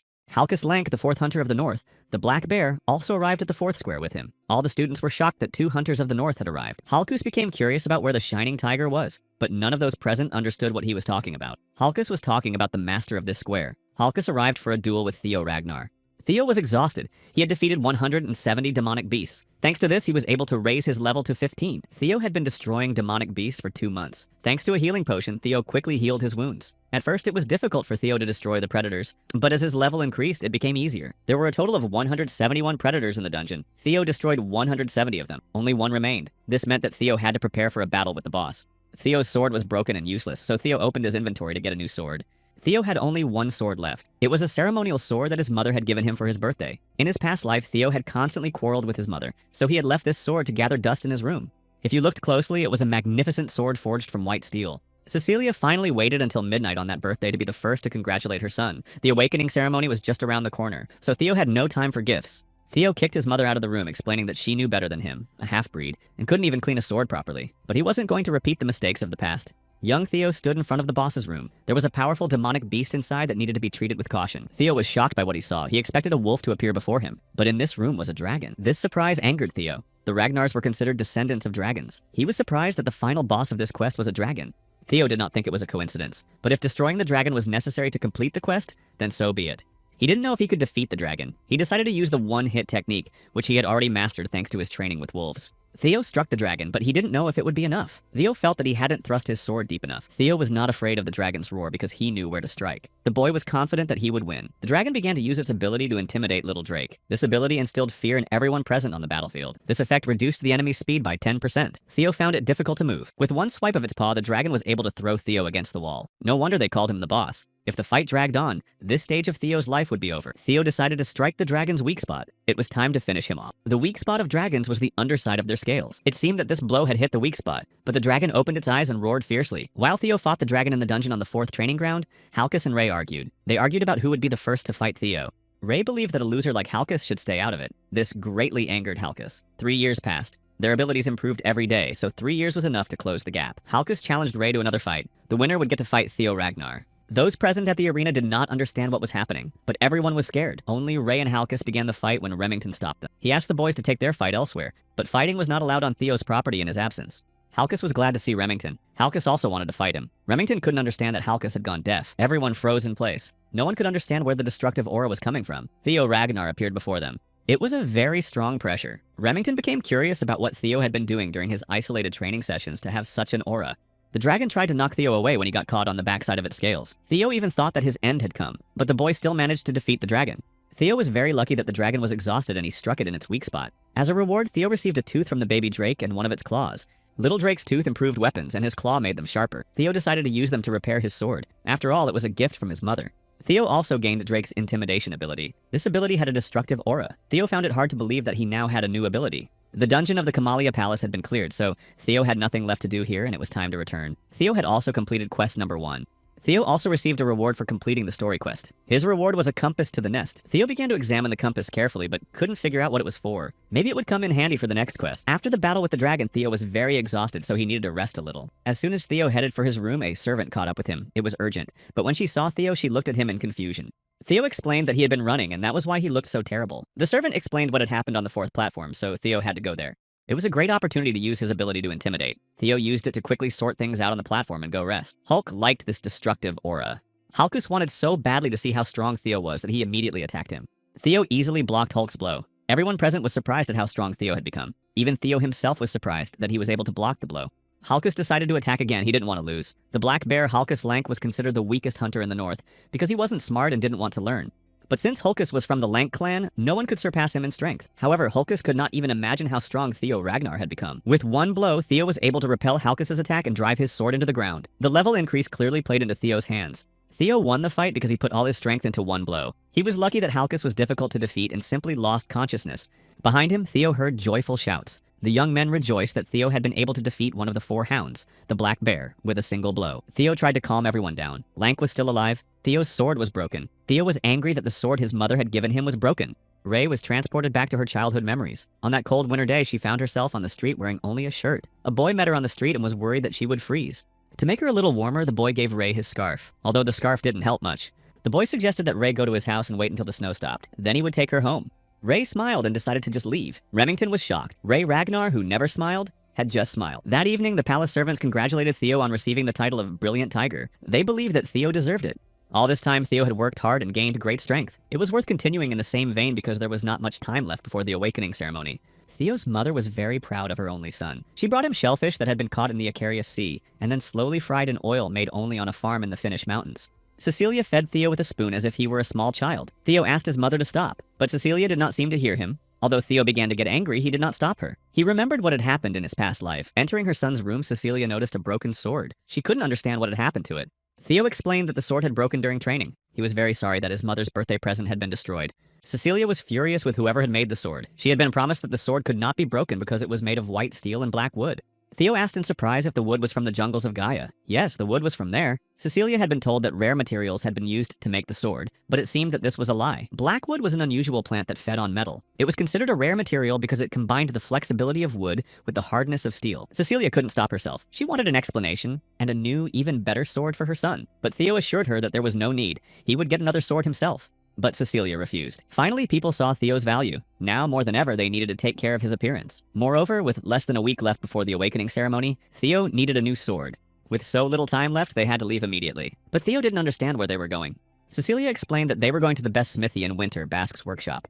The Basque workshop was one of 3 armories in Winter. The workshop's popularity was due to its production volume, which was similar to that of an entire factory, but that was not all. The main attraction of Basque was its owner. The intelligence service had given her a special rank. She became the holder of the title of Master Craftsman. She was known as the elven embodiment of capitalism, the demonic blacksmith, Curson. For Curson, the visit of Cecilia and Theo was a pleasant surprise. Theo never expected to meet a magician like Curson. How did Cecilia know about her? Curson looked at Cecilia and then said that the relationship between mother and child had ended when Cecilia decided to run away. Theo looked at Cecilia in confusion. Theo had always thought that his mother was an orphan. Could the high elf really be Cecilia's mother? That meant Theo was half-elf. Now it was clear why he was so handsome. Curson didn't understand what had brought Cecilia to her forge. Cecilia threw the sword at Curson and shouted that she wanted her defective goods back. Curson looked at Cecilia with anger. How could she say that the sword Curson had forged herself was defective? Pulling out the sword, Curson made sure that it was indeed broken. She wondered who the owner of the sword was. Cecilia quickly replied that the sword belonged to her son. Curson looked at Theo in surprise. Could this boy really be the owner of the sword? Cecilia asked Curson to watch her tongue and explained that Theo was a genius who would now lead the clan. The boy decided to introduce himself, Theo Ragnar from the Camellia Palace. He was overjoyed to meet the renowned blacksmith Basque. Curson noticed how well Cecilia had raised her son. She had heard about Theo. In a short time, everyone had probably heard about him. Curson decided to make sure that it was really Theo's sword. Theo confirmed that it was indeed his sword. Cecilia couldn't help herself and shouted again that the sword was of poor quality. At that moment, Theo seemed uncomfortable standing next to his mother. Theo's curiosity grew. It was difficult for him to recover from the news that the demon blacksmith was their relative. But Cecilia did not want to answer directly. Theo heard everything perfectly well, so why bother explaining? But Theo did not give up on his question. Cecilia explained that Theo knew nothing only because she did not often talk about her past. Even though it had only been 6 months, Curson had cared for Cecilia like his own child. Theo was saddened that he wasn't an elf after all. Cecilia continued her story. Curson loved everything she considered beautiful. It didn't matter if it was a precious stone, the theater, or even people. She must have really liked Cecilia, which is why she decided to take her in. But what was done, and now it didn't matter. But Theo was curious to know why his mother had run away from the smithy. But instead of Cecilia, Curson answered. Cecilia left on her own 2 feet, saying that she would become the wife of the clan chief. Curson thought Cecilia was a stupid girl. She had voluntarily gone to that miserable place. But it was commendable that she had managed to live there for so long. Cecilia explained that the clan chief was very kind and truly loved her. So Curson decided to tell Theo the rest of the story. Last year, Cecilia had suddenly returned and begged him to forge a sword for her son. Curson had never seen such shamelessness before. Cecilia couldn't understand how Curson could say such things about her in front of her son. Theo watched his mother and realized that he had never seen her like this before. Theo only now realized that he knew nothing about his mother in the past. Because he wanted so badly to be accepted by the clan, Theo had been an ungrateful son. The boy felt ashamed and sad. Theo also didn't understand why Curson didn't help them when times were tough if she cared so much about Cecilia. Theo didn't even notice when they reached Curson's room, which was her main office. Cecilia couldn't understand why Curson had brought them there. Curson let only Theo into the room. Cecilia didn't like this very much. She couldn't understand why Curson hadn't let her in. Curson immediately decided to ask Theo if he had the relic of the first dragon, but Theo just looked at Curson in surprise. He decided to ask Curson if he had understood her correctly. Curson was asking about the dragon ancestor who protected the clan. Theo had heard the legend of how their ancestor had distributed the treasures of the firstborn dragon to all the heirs of the Ragnar clan. But Theo's words only angered Curson. If Theo didn't have the relic, how could her sword have broken? Curson explained that she had put her heart and soul into this sword. and that nothing could destroy it except the relic. Theo explained that the sword had broken during his duel with Drake. He didn't understand what the relic had to do with it. Curson realized that it would be better to show him than to explain. Curson asked Theo what he had seen. Theo noticed the blue light again, the same one he had seen in the Camellia Palace. This meant that a new quest awaited Theo. From Theo's reaction, she realized that the boy had seen something, because she herself had not seen anything. She tried many times to open it to get the item inside, but all her attempts were in vain. Curson explained about the relic of the first dragon. Long ago, in the Age of Myths, the first dragon tore out one of his claws and forged a sword from it. It was a terrifying sword, the Blade of Moonlight. Curson explained to Theo that if he could get the sword, she would give it to him. But in the process, Theo could die. Was Theo willing to risk his own life? Theo already felt that the sword was his. Obtaining the sword, the Blade of Moonlight, was the second quest in the story. The Moonlight Blade was the sword of the leader of the Black Snow, one of the 9 dragons. But few knew what the sword looked like because everyone who had seen it, or even spoken of it, had died or disappeared without a trace. But by chance, Theo was lucky enough to see the shape of the Moonlight Blade. Why the Black Dragon did not destroy it remained a mystery. Theo was surprised that the Moonlight Blade was lying in this room and was also a relic of the first dragon. Theo was supposed to meet the Black Dragon in 4 years. This meant that the sword had been with Curson all this time. The same light was in the Camellia Palace, which meant that Theo had the key. Curson was very surprised when she saw the key. Theo inserted the key into the lock, and as soon as he turned it, he was able to open the box. A bright light emanated from it. Everything happened suddenly. Theo did not immediately realize that he had found himself in the Palace of Roses on that terrible day, when not only the palace, but also everyone in it was destroyed. But why was Theo there again? He saw his mother who had died. Theo remembered that he was too weak to destroy Randon in the Camellia Palace. Behind Theo stood a large bird that was screaming constantly. Theo grabbed it by the beak. Did the bird want to capture Theo's mind and turn his thirst for power against him? It was not for nothing that the sword was called Terrible. The bird did not understand who this boy was and how he was able to withstand its power. Theo explained that he had long since overcome the fear that the bird had shown him. Did the bird really think it could bribe Theo when the young man had a quest to complete? But the bird couldn't understand what the young man was talking about. He was a little different from the griffin Theo remembered. The bird used to be 10 meters taller, but now he was the same height as Theo. Perhaps this was because they had not been able to remove the seal, but it was just as well for Theo. Now the Moonlight Blade was his, but the bird asked him to just talk like 2 adults. Theo lost consciousness. His mother sat over him and begged him to wake up. Cecilia began to shout loudly at Curson and demand to know what she had done to Theo. All Cecilia asked was to get the sword for her son, not do who knows what to him. Curson looked at Theo and saw something she had never seen before. The monster's energy flowed through Theo's veins. Curson thought that everything would be fine because Theo had the relic. Cecilia looked at Curson with anger. She said she would never forgive Curson if anything happened to her son. A whirlwind of energy rose from Theo's heart in the room. Curson and Cecilia did not understand what was happening or what to expect next. After Theo came to his senses, Cecilia immediately threw her arms around him. He understood that his mother was worried about him, so he assured her that he was fine. Theo was able to defeat the griffin. He successfully completed the second story quest. As a reward, Theo received a Moonlight Sword. After his victory, Theo was able to increase his magical power. Theo's magical power became divine. The young man's magical power could be restored in 1.5 seconds. Now it was like that of a high-ranking swordsman. Theo wanted to use his magical power right away, but he had to wait for the awakening ceremony. Theo smiled at the surprised Curson. He really hoped that she would keep her promise. Raising his sword to the sky, Theo began to think that after so many years of imprisonment, the Moonlight Sword wanted to prove itself. Once free, it definitely wanted to release all the frustration that had built up inside it. Curson suggested that Theo strike the wall with his sword. She assured the young man that even the Moonlight Blade could not destroy this wall. Curson was sure that the blow of a boy who had not undergone the awakening ceremony would not be able to destroy the workshop. Theo could hide the heart of a dragon, so why not test the Moonlight Blade? So Theo didn't have to think long. He swung with all his might and struck only once. Theo used a single flash strike that split the workshop wall in 2. Curson was in despair. Her workshop was destroyed. No workshop meant no money. Theo realized that it was dangerous to just swing this sword around. The sword had absorbed all of Theo's magical power. Theo didn't even notice when Curson began to see through him. Curson was sure that Theo was out of magic. It was strange to Curson that Theo was able to destroy the wall of her workshop with just 1 strike of the Moonlight Sword. After what she saw, Curson also began to consider Theo a genius, especially since he was her grandson. Looking at Theo, Curson saw only money. She decided to become the young man's patron. All Theo had to do was spread his wings and show his talent to the world. Curson wanted Theo to become a walking advertisement for Basque's workshop. Theo was shocked by what Curson said. Cecilia noticed that her mother's eyes had turned into coins. It was time to leave the workshop and return to the palace. Theo decided to give the trophies from Drake to Curson as compensation for the destroyed wall. Curson believed that the boy had obtained them while acquiring the relic. Curson believed that Cecilia had indeed raised a wonderful son. Curson was distracted from her thoughts by a raven. She couldn't understand what it was doing near her workshop. 5 days passed quickly. Finally, the day of the awakening ceremony arrived.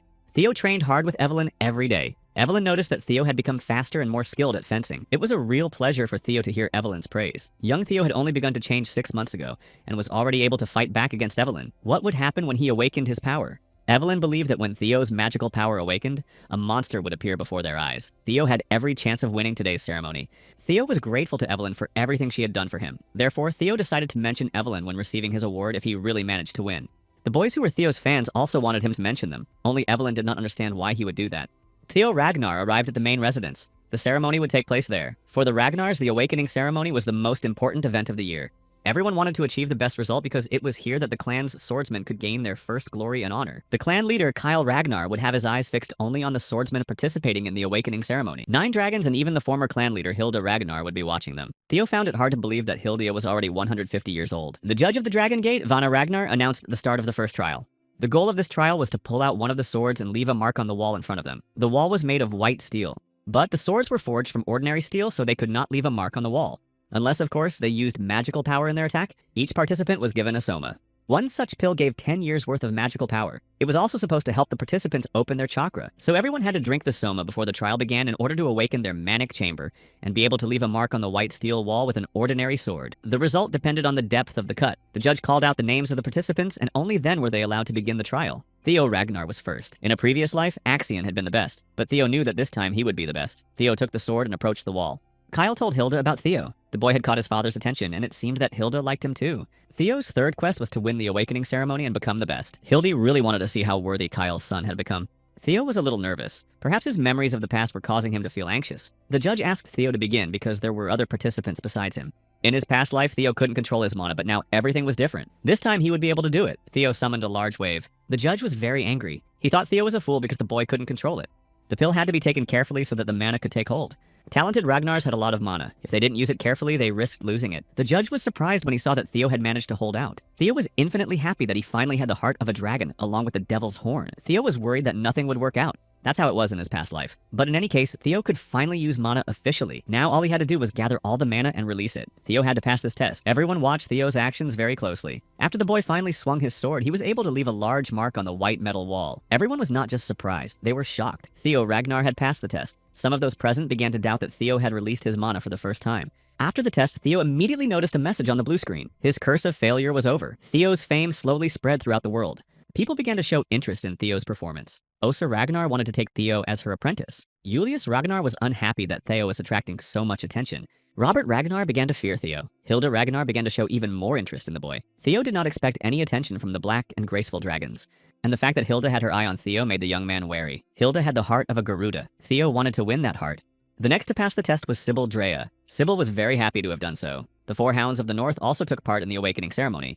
Of course, the northern hounds were strong and left deep marks on the wall, but no one else could leave a mark like Theo's. Now there was only one participant left in this test. It was Axion. The audience began to whisper that this was a real duel between a brilliant tiger and a dark leopard. After Axion took the pill, he swung and also struck the wall. This year, the participants did not cease to amaze the judge. Action Ragnar delivered exactly the same blow as Theo Ragnar. Only the depth of the mark would determine the winner. At this stage, the first test was complete. Those participants who passed had to go and prepare for the second test, which would take place in 4 days. In the meantime, it was time to do what everyone had been waiting for. Theo Ragnar was the winner of the first test. Not only those present were shocked, but Theo himself. After Axion delivered his blow, Theo began to doubt his victory. His technique, magic, and speed were all top-notch. Theo received 10 out of 10 points. It was hard for those present to believe that the brilliant tiger was the winner. People were shocked that Axion had lost. The depth of the mark left by Theo's sword was similar to that left by the young Lord Torquella in his time. Almost like Torquella. Torquell Ragnar was one of the 5 best candidates for the role of the next heir. Axion Ragnar was in second place, although he scored 10 out of 10. The length of the mark was shorter than that of Theo Ragnar. That is why Axion was second. The judge began to announce the entire list of participants. In third place was Remington Narzio. Fourth place went to Ray Ragnar. In fifth place was Halkus. Sybil Drea took 87th place. Everyone did a great job with the task, and now it was time to prepare for the second test. The second stage of the awakening ceremony was to take place 4 days later in the Winter Mountains. Those who made it through the first stage would have to prepare well for the second. In the evening, everyone gathered to celebrate the successful completion of the trial. Theo was grateful for the support, but this was not the end. They also had to pass the second trial together. Theo was confident that he and Remington would take first and second place in the final. Evelyn had no doubts about the young man. Remington congratulated Theo. He was glad to see that all the hard work and training had finally paid off for Theo. But Remington was ashamed that he had fallen so far behind. Theo reassured him, saying that this time Theo had just been lucky. Besides, was it really that important among friends? Theo's words reassured Remington. Besides, they had to prove themselves in the second test. In his past life, Theo could not even dream of being the best at the awakening ceremony. And now it was true.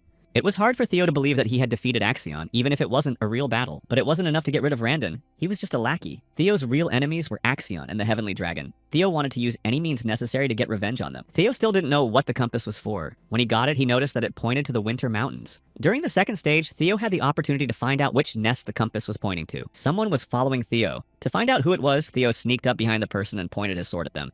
The boy decided to quickly explain everything. His name was Gatsby Yotan from the Storm Sword Platoon. The boy's captain decided to recruit Theo after seeing the young man's strength at the awakening ceremony. The captain offered Theo an introductory qualification test. Theo didn't expect to be invited so soon. Theo couldn't even imagine that he would have to take a test. Gatsby hoped that Theo knew his commander. Gatsby thought it was a great chance to join them. The boys' conversation was interrupted by the vice commander of the Blackstaff Cavalry, the fiery goblin Ayan Sasoli. The Blackstaff Cavalry wanted Theo Ragnar to join them without any test. Suddenly, representatives of various platoons began to approach Theo. They all wanted Theo to join them, but the only thing Theo wanted was to get out of there as quickly as possible.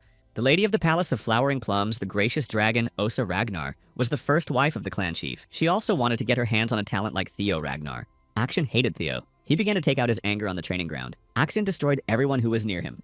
Ed decided to talk to the boy, but Axion just threw his sword at him. Ed didn't like that Axion was taking out his anger on others. Ed wanted Axion to go with him and listen to the plan for the second stage of the awakening ceremony. It was a plan to destroy Theo Ragnar. Theo was just as shocked as everyone else. Lady Blossom came to Theo herself. Now there was no chance that the young man would agree to join them. Everyone present found it hard to believe that Os Ragnar had created the isolation. Now, no one could hear what the Lady of the Flowering Plum Palace was saying to Theo Ragnar. Perhaps she wanted to share the secrets of her techniques with Theo. Seeing Osa Ragnar's ability to isolate space from the outside world was fantastic. Only now did Theo begin to understand how special he had become. The demonic dragon would have been furious at what Osa wanted to do, but she didn't care. She wanted to give Theo a gift. It was hard for the boy to believe that everything that was happening to him was real. Osa Ragnar explained that the clan leader's fencing skills were unmatched. They were like dragon flames falling from the sky, incinerating everything in their path. But the Lady of the Palace, the blossoming plum tree, was different. She possessed endless variations of swords. The dragon that Osa Ragnar aspired to be had countless forms. Osa Ragnar called it the Rain of Heavenly Flowers, the first technique of the blossoming plum tree. Theo watched her spellbound. In one continuous motion, Osa combined 120 variations. It turned out that in terms of pure fencing, Osa Ragnar surpassed even the clan leader. Theo wanted to try to apply this technique in his flash. The Lady of the Palace, Blooming Plum, was glad that Theo was able to enjoy the spectacle, but Theo doubted whether he was really worthy of such a gift. Osa Ragnar invited Theo to come anytime after the ceremony if he wanted to see more. The people around them looked at them with surprise and envy. The Lady of the Blooming Plum wanted Theo to become the new wind of this place. Theo was shocked, but at the same time delighted. Such a gift exceeded even the young man's wildest expectations. It would be rude of Theo not to express his gratitude for such a gift. It would certainly not be easy to become a student of the Lady of the Blooming Force and join the dragon riders in white armor. 3 days passed. It was time for the second stage of the awakening ceremony. The Winter Mountains were not far from the Great Northern Wall. The Winter Mountains stretched for a great distance from Ventera to the demonic sea itself. The Rangars had been in this place for over 1,000 years. They protected humanity from the cursed lands beyond the wall and defended against the demonic sea teeming with monsters. Jackie Ragnar was a second stage observer and a high-ranking swordsman. He explained that one day, every young man would have to inherit this duty. That was why the second stage took place in the Winter Mountains. Jackie also explained that fencing students were forbidden to enter the demonic sea, so the accessible area was limited to the inner part of the wall. Everyone had to be very careful. According to Jackie, the second task was not difficult. All the participants had to do was defeat the monsters roaming the Winter Mountains and obtain the bells hanging around their necks. The bells were painted in 7 colors: red, orange, green, blue, and purple. The colors were arranged in order of the points earned. The more points, the stronger the monster, especially the demons with purple bells. The students were unable to defeat them, but they brought in a lot of points. The method of hunting monsters depended solely on the young men. The only requirement was to return with a bell before the end of the exam. Theo realized that any method was acceptable, including destroying an opponent's monster or stealing its bell. It seemed that the young men were deliberately being pitted against each other, but such was the law of the Ragnars. Jackie continued to explain that totems had been set up throughout the mountains to scare away monsters. Supplies were hidden in designated safe areas that the young men could use as they wished. The task would last 15 days. Therefore, Sybil decided to get the supplies first and then go to Theo's aid. Action had to follow Ed's plan in order to destroy Theo in the Winter Mountain. Theo also decided to start the mission, but Remington stopped Theo with a question about friends. Remington spent 3 days thinking, and came to the conclusion that Theo was both a friend and a rival to him. Therefore, Remington's desire was unchanging. He wanted to surpass Theo. This feeling was familiar to Theo because he also saw Remington as both a friend and a rival. Remington felt calmer after hearing this. He was going to be the best in the second stage. Remington just wanted Theo to know that. Theo was very excited that Remington had made him his goal. But Theo had to put all his thoughts aside for later because it was time to go in search of the dragon's nest. Theo was on the outskirts of the Winter Mountains. Holding a compass in his hands, he followed the trail it indicated. But the young man could not understand where exactly the nest was. Could the dragon's nest really be underground? Theo really hoped he wouldn't have to dig because he had nothing but his sword. However, Theo had no other options. As soon as the young man drew his sword, he immediately asked his pursuers to stop hiding and come out to him. Three fools from Mount Vuk, Hyde Sao Lun, were chasing Theo. The boys thought that their end had come because Theo was incredibly strong. These three fools were a perfect example of what can happen when the Rangars are constantly chasing power. These three always followed their thirst for blood for the sake of entertainment. The massacre they carried out in the village of Vuk that day. It was Theo who had to deal with the aftermath while working on Black Snow. So Theo understood the nature of these idiots better than anyone else. More than 700 people died that day, and 220 people were missing. The most horrific thing was that none of the victims could be identified because the scoundrels had completely destroyed each of their heads. Theo planned to get rid of them, but he had no idea it would happen so quickly. Could Axion have sent them? But the young man just laughed and said that Axion wasn't important enough to give orders. Someone stronger had sent them. But Theo didn't understand who that could be. So Theo decided it must be the head of the council. The boys stood rooted to the spot. They knew Theo would figure it out. They had also tricked the watchman. Now Theo understood why he hadn't seen him. Theo uncovered their plan, but the scoundrels didn't care. They believed that Theo Ragnar would die anyway. Young Theo had no choice but to accept the villain's challenge. Theo used the triple dragon technique. The villains were very surprised when they saw this technique. One blow was enough for Theo to defeat all three villains at once. The boy did not want to stoop to the level of these young men, so their heads remained intact. Theo had learned the technique he showed Lady Osha Ragnar in 3 days. Now, with one strike, Theo could combine 3 different strikes. When Theo struck hard, the sword became lighter and easier to control. This opened up many different possibilities. It was time for Theo to think about more important things. But suddenly Theo heard a strange noise.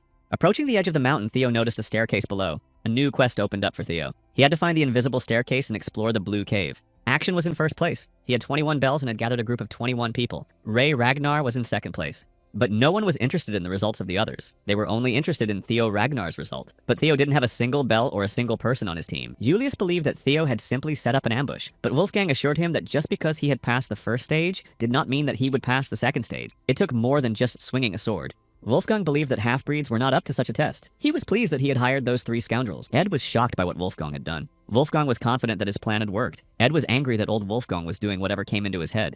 After Theo's trial, Ed had time to explore the Rose Palace. But Ed couldn't find the dragon relic. Theo couldn't be destroyed until he revealed the location of the relic. The observant wasp Ragnar noticed that the head of the council and the heavenly dragon were up to something. So it was better to be safe than sorry. But Julius knew that Theo was not one to give up easily. He was sure that the young man had a plan. Theo would succeed in any case, so there was no point in interfering with the awakening ceremony. Julius was angry with Osa for not telling him about her meeting with the boy. Osa just smiled sweetly at Julius and said that Theo was not opposed to meeting him. When Theo went downstairs, he noticed that there was a magical trap inside the cave. When an ordinary person fell into it, they could easily go mad. But after Theo opened the Gate of Mana, the trap had no effect on him. The compass led him to this very place. Finally, the dragon's nest. It was here that 3 years later, the captain of the Black Snow would destroy the dragon and obtain a legendary item. But this time, Theo got there first. Eamon Moy's grimoire. When Theo opened the door, what he saw shocked him. This was not a baby's nest. On the contrary, a real ancient dragon lived here. For Theo, this was a problem because a duel with a dragon meant certain death. Theo didn't understand where this giant dragon had come from. Could the Black Snow have hidden what had happened in this place? Or maybe Theo had just come here 3 years earlier. Whatever the case, it was better to leave. Theo was no match for this dragon. Of course, Theo was sad, but it would be better to return here later before the Black Snow found this place. The ancient dragon, Lodbrok. Much time had passed since the Chosen One had come to this place. She was the mistress of the Winter Mountains, and one of those whom Ragnar called the Guardian Dragon. Theo was surprised and frightened at the same time. It was hard for the boy to believe that Lodbrok was standing before him. Theo bowed to the dragon. It was a great honor for him to meet his ancestor. Lodbrok was very surprised that Theo called her his ancestor, so Theo asked her if she was the companion of their most ancient ancestor, and also the mother of the second head of the clan, Friedrich. But Lodbrok just looked at Theo indignantly and then said that Friedrich was a lousy peasant who had spread this nonsense. Although they called each other companions, it was only a sign of respect between partners who were bound by a soul contract, but there were no romantic feelings between them. And anyway, how could Theo imagine a relationship between a human and a dragon? Theo realized that all the stories about dragon blood in their family tree were lies. But Lodbrok explained that this was not entirely true. Through the soul contract, she shared her blood with Sigurd. But enough talk. Lodbrok must fulfill her duty as the dragon guardian of the Ragnar clan. According to the law of the firstborn, Lodbrok gave the chosen one who passed the test the opportunity to ask 3 questions. This turn of events delighted Theo. Instead of a duel, he could simply ask 3 questions. Theo's goal was unchanged. He wanted to rise to the top of the Ragnar clan, so it was worth finding out as much information as possible. While Theo was talking to the dragon, Axion continued to complete the second stage of his task. He managed to get 52 bells. Action was curious to know if Theo had sent any information, but there was no news. Everyone thought that Theo was just hiding. Action's servant, Orion Gardner, believed that Theo was simply afraid of having to fight for real. Only Action could easily defeat a high-ranking demon, so it was best for the young man to remain on his side. Orion believed that Theo had become stronger, but he was still a loser. Action was angry with Orion. A weakling like him could not understand that as long as there was fear, there was strength. That was why Action was afraid of no one. The messenger interrupted the young man's conversation. He had a message from the head of the intelligence department. Axion had to proceed with the plan immediately. But Axion asked him to tell him not to rush. He knew very well how much Axion wanted to destroy Theo, so as soon as Theo appeared, he would get rid of him immediately. Finally, Theo was ready to ask his first question. Ladblock was delighted that the boy was finally ready. She had waited so long that she had even managed to get some sleep. Theo was curious to know if there was any reason why Ladblock was in this place. She liked the question. Ladblock noticed that the boy was quite intelligent in his questions. The reason for her presence in this place lay in a monster that lived beyond the demon sea at the very edge of the world. A lord without a name.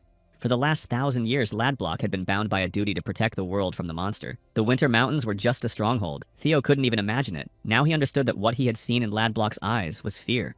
It was hard for Theo to realize that there was something in the world that instilled fear in an ancient dragon who had defended the land for 1,000 years. Theo wanted to know more, but there were more important questions. In his second question, Theo asked about the relic of the first dragon. Ladblock found it funny that someone who had 3 relics was asking about a relic. Theo was surprised by what he heard.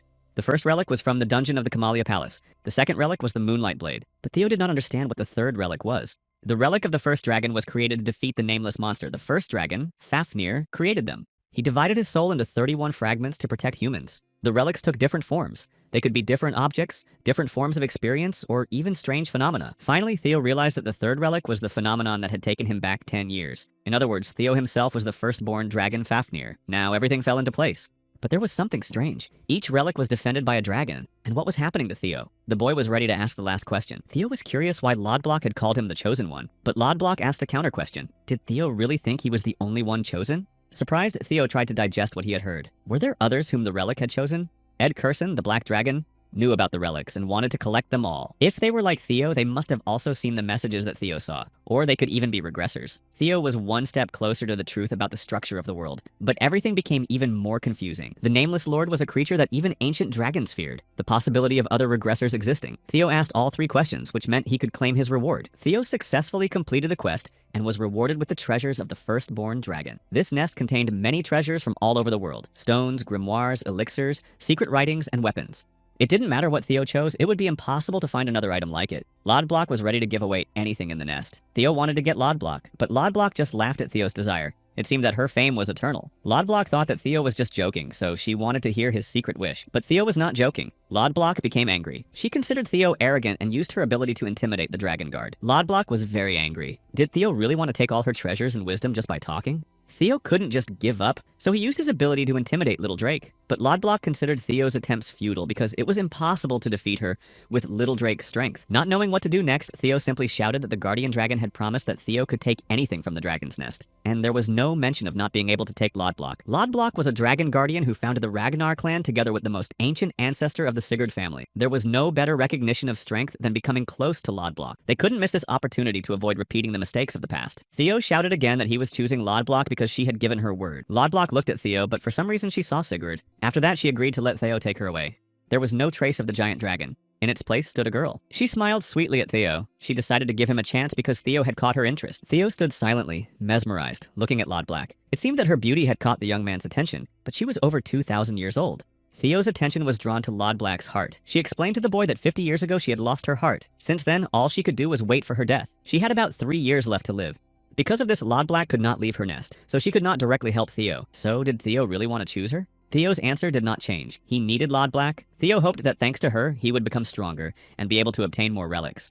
A soul contract was established between Theo and Ladblock. Theo wanted to find something among the relics that could serve Ladblock instead of her heart, because Theo wanted to live up to the title of Guardian Dragon Companion. Ladblock decided to remind Theo that she would not be able to leave the nest until he found a replacement for her heart. Until he did, she would remain in a deep sleep. Ladblock also had a task for Theo. To establish a true connection between their souls, Theo had to read a book and awaken the Gate of Rosum. She believed that Theo would need less than a month to read it, so he had to stay in the nest, where there was also food. This was another reward for Theo, Amon's grimoire. Theo looked at the grimoire and couldn't believe it really belonged to him. Of course, it was great that Theo got the grimoire, but he didn't understand what month Ladblock was talking about. She explained that it took about that long to study the gates of the mind. Surely Theo had more important things to do. Theo explained to Ladblock that he was currently undergoing the second stage of the awakening ceremony. It would only take 15 days. Perhaps Theo could return later.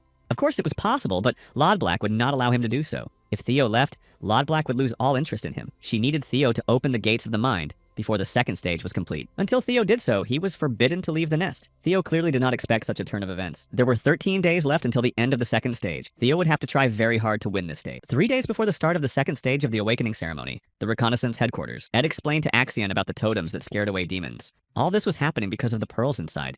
The monsters imprisoned inside the pearls gave off a powerful energy and prevented other monsters from approaching. But if you broke the pearl, you could summon the monsters yourself. The main goal of this stage was to earn as many points as possible. If Theo wanted to win, he would have to hunt. Action understood that Ed wanted to use the pearl as a trap for Theo. That was Ed's plan. But they couldn't touch Theo until they found out about the relic of the Rose Palace.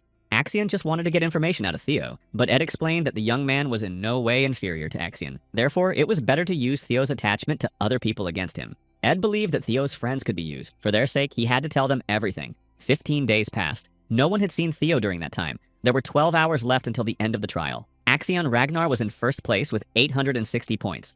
The candidate from the palace, Felix Ragnar, was in 7th place with 446 points. The young man believed that 3 scoundrels had destroyed Theo. Otherwise, it was simply impossible to understand where the boy had gone. Axion considered Felix a loser whom no one counted on. Axion didn't like it at all that no one knew where Theo had gone. Therefore, if Theo Ragnar had decided to play hide and seek, Axion had to lure him out of his hiding place.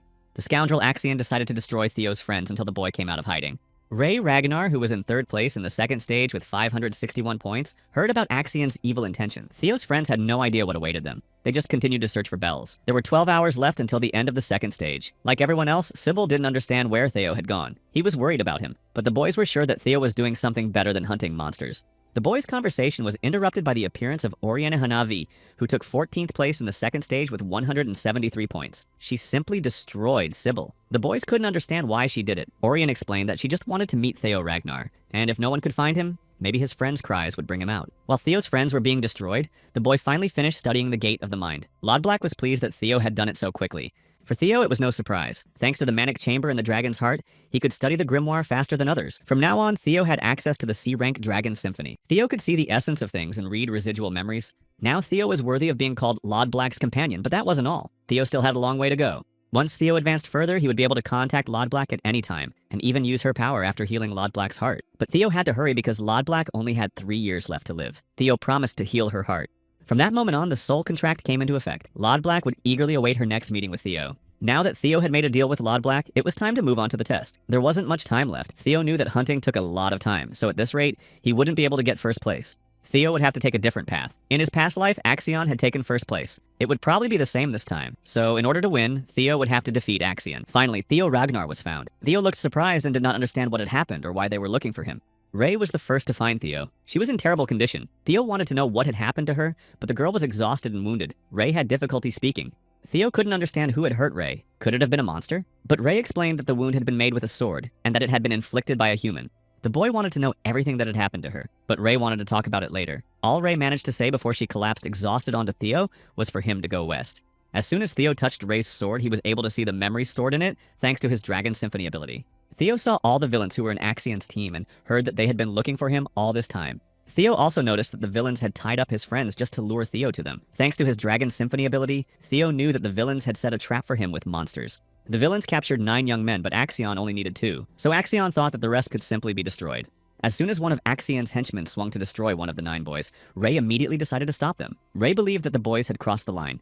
Axion wanted to chase Ray away. She had no business being there, but Ray begged him to let the young men go because they were Theo's friends. Axion realized that Ray was also on Theo Ragnar's side. Ray lunged at Axion, but Axion was stronger and easily wounded Ray. At that moment, all of Ray's memories of the sword were interrupted. Due to his low skill level, Theo had limitations on his memories. Theo was overcome with rage. He wanted to know from Ray why Axion had captured his friends. Ray looked at Theo in surprise and couldn't understand how he knew about Axion's actions. He asked Ray to tell him everything. Ray said that Axion was obsessed with capturing Theo. But since Theo was nowhere to be found, Axion decided to take his friends captive.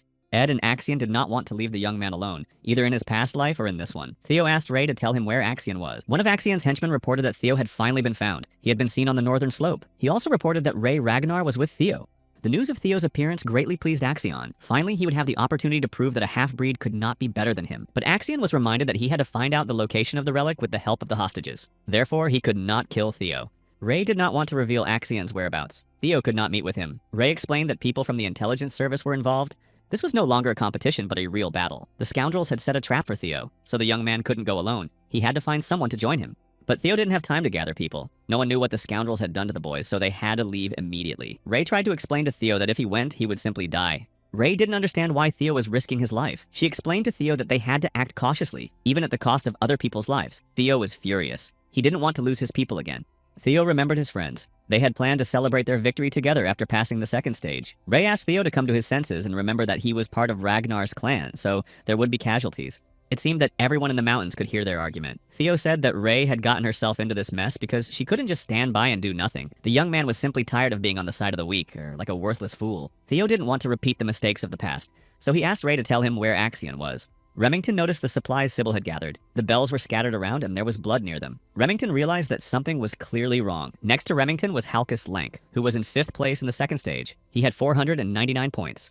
Also with them was Erica Lank, who was in 4th place in the second stage. She had 521 points. Remington Narzio was in 2nd place in the second stage. He had 688 points. Remington wanted Halkus and Erica to help him figure out what had happened to the young men. Just as Theo was about to leave for Axion, he was attacked by monsters. Theo didn't like this at all. He didn't plan on staying long in a fight with monsters. Theo was sure that Sybil and the rest of the young men were alive. Axion was just a puppet in Ed's hands. Everything had been staged just to get rid of Theo and arouse as little suspicion as possible. The monsters kept coming back. Theo decided to use a triple strike to destroy all the monsters in one blow. The fact that the Security Bureau observers were working with Axion spoke volumes. Theo was sure that the observers were supposed to restrain Axion. Theo had to hurry because Axion was very unpredictable. Ray was surprised at how strong Theo was. Had he always been like this? While Theo was destroying the monsters, Ray remembered how little Theo had brought her home on a cold winter morning when she was wearing only a shirt and shared his scarf with her. Once, Theo had helped Ray. This time, Ray wanted to help Theo. She didn't want to let the boy go alone because she knew exactly what awaited him. Sybil couldn't sit still, so he kept making noises. Axion didn't like the young man's behavior, so he decided to simply destroy him. But Axion was immediately stopped. He wasn't supposed to cause trouble. So, angry, Axion decided to hide his sword. 4 high-ranking swordsmen were sent after Theo because Ed decided that Axion was not strong enough to deal with the young man on his own. Finally, Theo Ragnar decided to show himself. Axion's mood improved slightly. The young man looked at Theo with hope for salvation. Theo looked at his friends with horror. He was hurt by what these scoundrels had done to them. Axion really didn't like that Theo had kept them waiting. He was sure that Theo knew what was going on, so there was no need to waste time. They should have gotten straight to the point. Axion began to talk about what Theo should do to save the boys. Theo immediately interrupted him, asking if Axion was scared. Axion didn't understand what Theo was talking about, but the young man continued to insist that Axion was afraid of defeat. Otherwise, why would he resort to such tricks? Theo continued to talk about how Axion had built a wall of bandits who were constantly watching from afar. He also mentioned Axion's pathetic attempt to kidnap the hostages. All this was done out of fear of losing. Theo believed that Axion did not deserve the title of Hound of the North. All of Theo's words greatly angered Axion. If Axion wanted to refute everything Theo said, he simply had to face Theo and cross swords with him in a duel. Of course, that is, if Axion had even a shred of dignity left. If Axion won, he would get everything, including Theo's life. But if he lost, he would release the hostages. Theo's words only made Axion laugh. The worthless Ragnar was challenging him to a duel. Axion believed that Theo's arrogance knew no bounds. Did Theo really think that Axion was afraid of him? Axion was too emotional, so Theo knew that he could easily play on his emotions. Axion was warned that Theo was provoking him and that he should not be taken in by Theo's words. Enraged, Axion realized that even the observers did not trust him, so he decided to accept Theo's challenge and fight him. One of the observers watched everything that was happening with fear. He believed that Axion had ruined the plan, but another observer assured him that everything was going according to plan. It had just become a little more complicated. Axion warned his henchmen that the hostages were part of the agreement between him and Theo, so they had no right to touch them until the end of the duel. The duel began. Both young men were strong, so Axion grew tired of simple sword swings. He decided to show Theo one trick, the true power of the Ragnars, the heavenly roar of a dragon. This move took Theo by surprise, but there was no time to hesitate, so Theo used the triple dragon strike. Axion froze in surprise. He thought that after his move, Theo would be finished, but he couldn't even leave a scratch on the boy. Theo couldn't understand if Axion really thought he was good enough to teach young Theo Ragnar. Orion Hanavi was also a member of the scaled dragon community. In the second stage, he was in 14th place with 179 points. The young man looked at Theo with horror. He believed that Theo's victory in the first stage was accidental. Everyone who saw Theo's strength was always amazed at how strong the boy was. Therefore, Orion understood that at this rate, Axion would lose the duel. Orion began to think about switching sides to Theo. Axion had always been a fool. On the other hand, Orion knew that their people were everywhere, so Theo would not be able to survive. From childhood, Axion had been told that he was the one who had to take the throne of the Ragnars for the sake of his mother and uncle, and for the prosperity of their clan. Ed told the young man every day that he had to remember who Axion was, and young Axion was Troyvon. As a child, the young man just looked at his uncle in amazement. Axion was taught from an early age to be a scoundrel and to hate Theo. In the duel, Theo told Axion that everything was going according to plan. Roddy was also quick to report that Theo Ragnar had been found. The first to find him was Axion. Julius was delighted to hear the news. He knew that Theo Ragnar would not sit idly by, but would come out and do everything possible to win. Wolfgang, on the other hand, was enraged by this news. He couldn't understand why the three scoundrels hadn't destroyed Theo Ragnar. Ed breathed a sigh of relief when he heard that Theo was alive. Theo Ragnar had no right to be killed until he revealed the secret of the relic. Ed hoped that Axion would be able to extract the necessary information from Theo. News of the duel between Theo and Axion was not long in coming. This information only angered Ed. He did not understand why Axion had challenged Theo to a duel.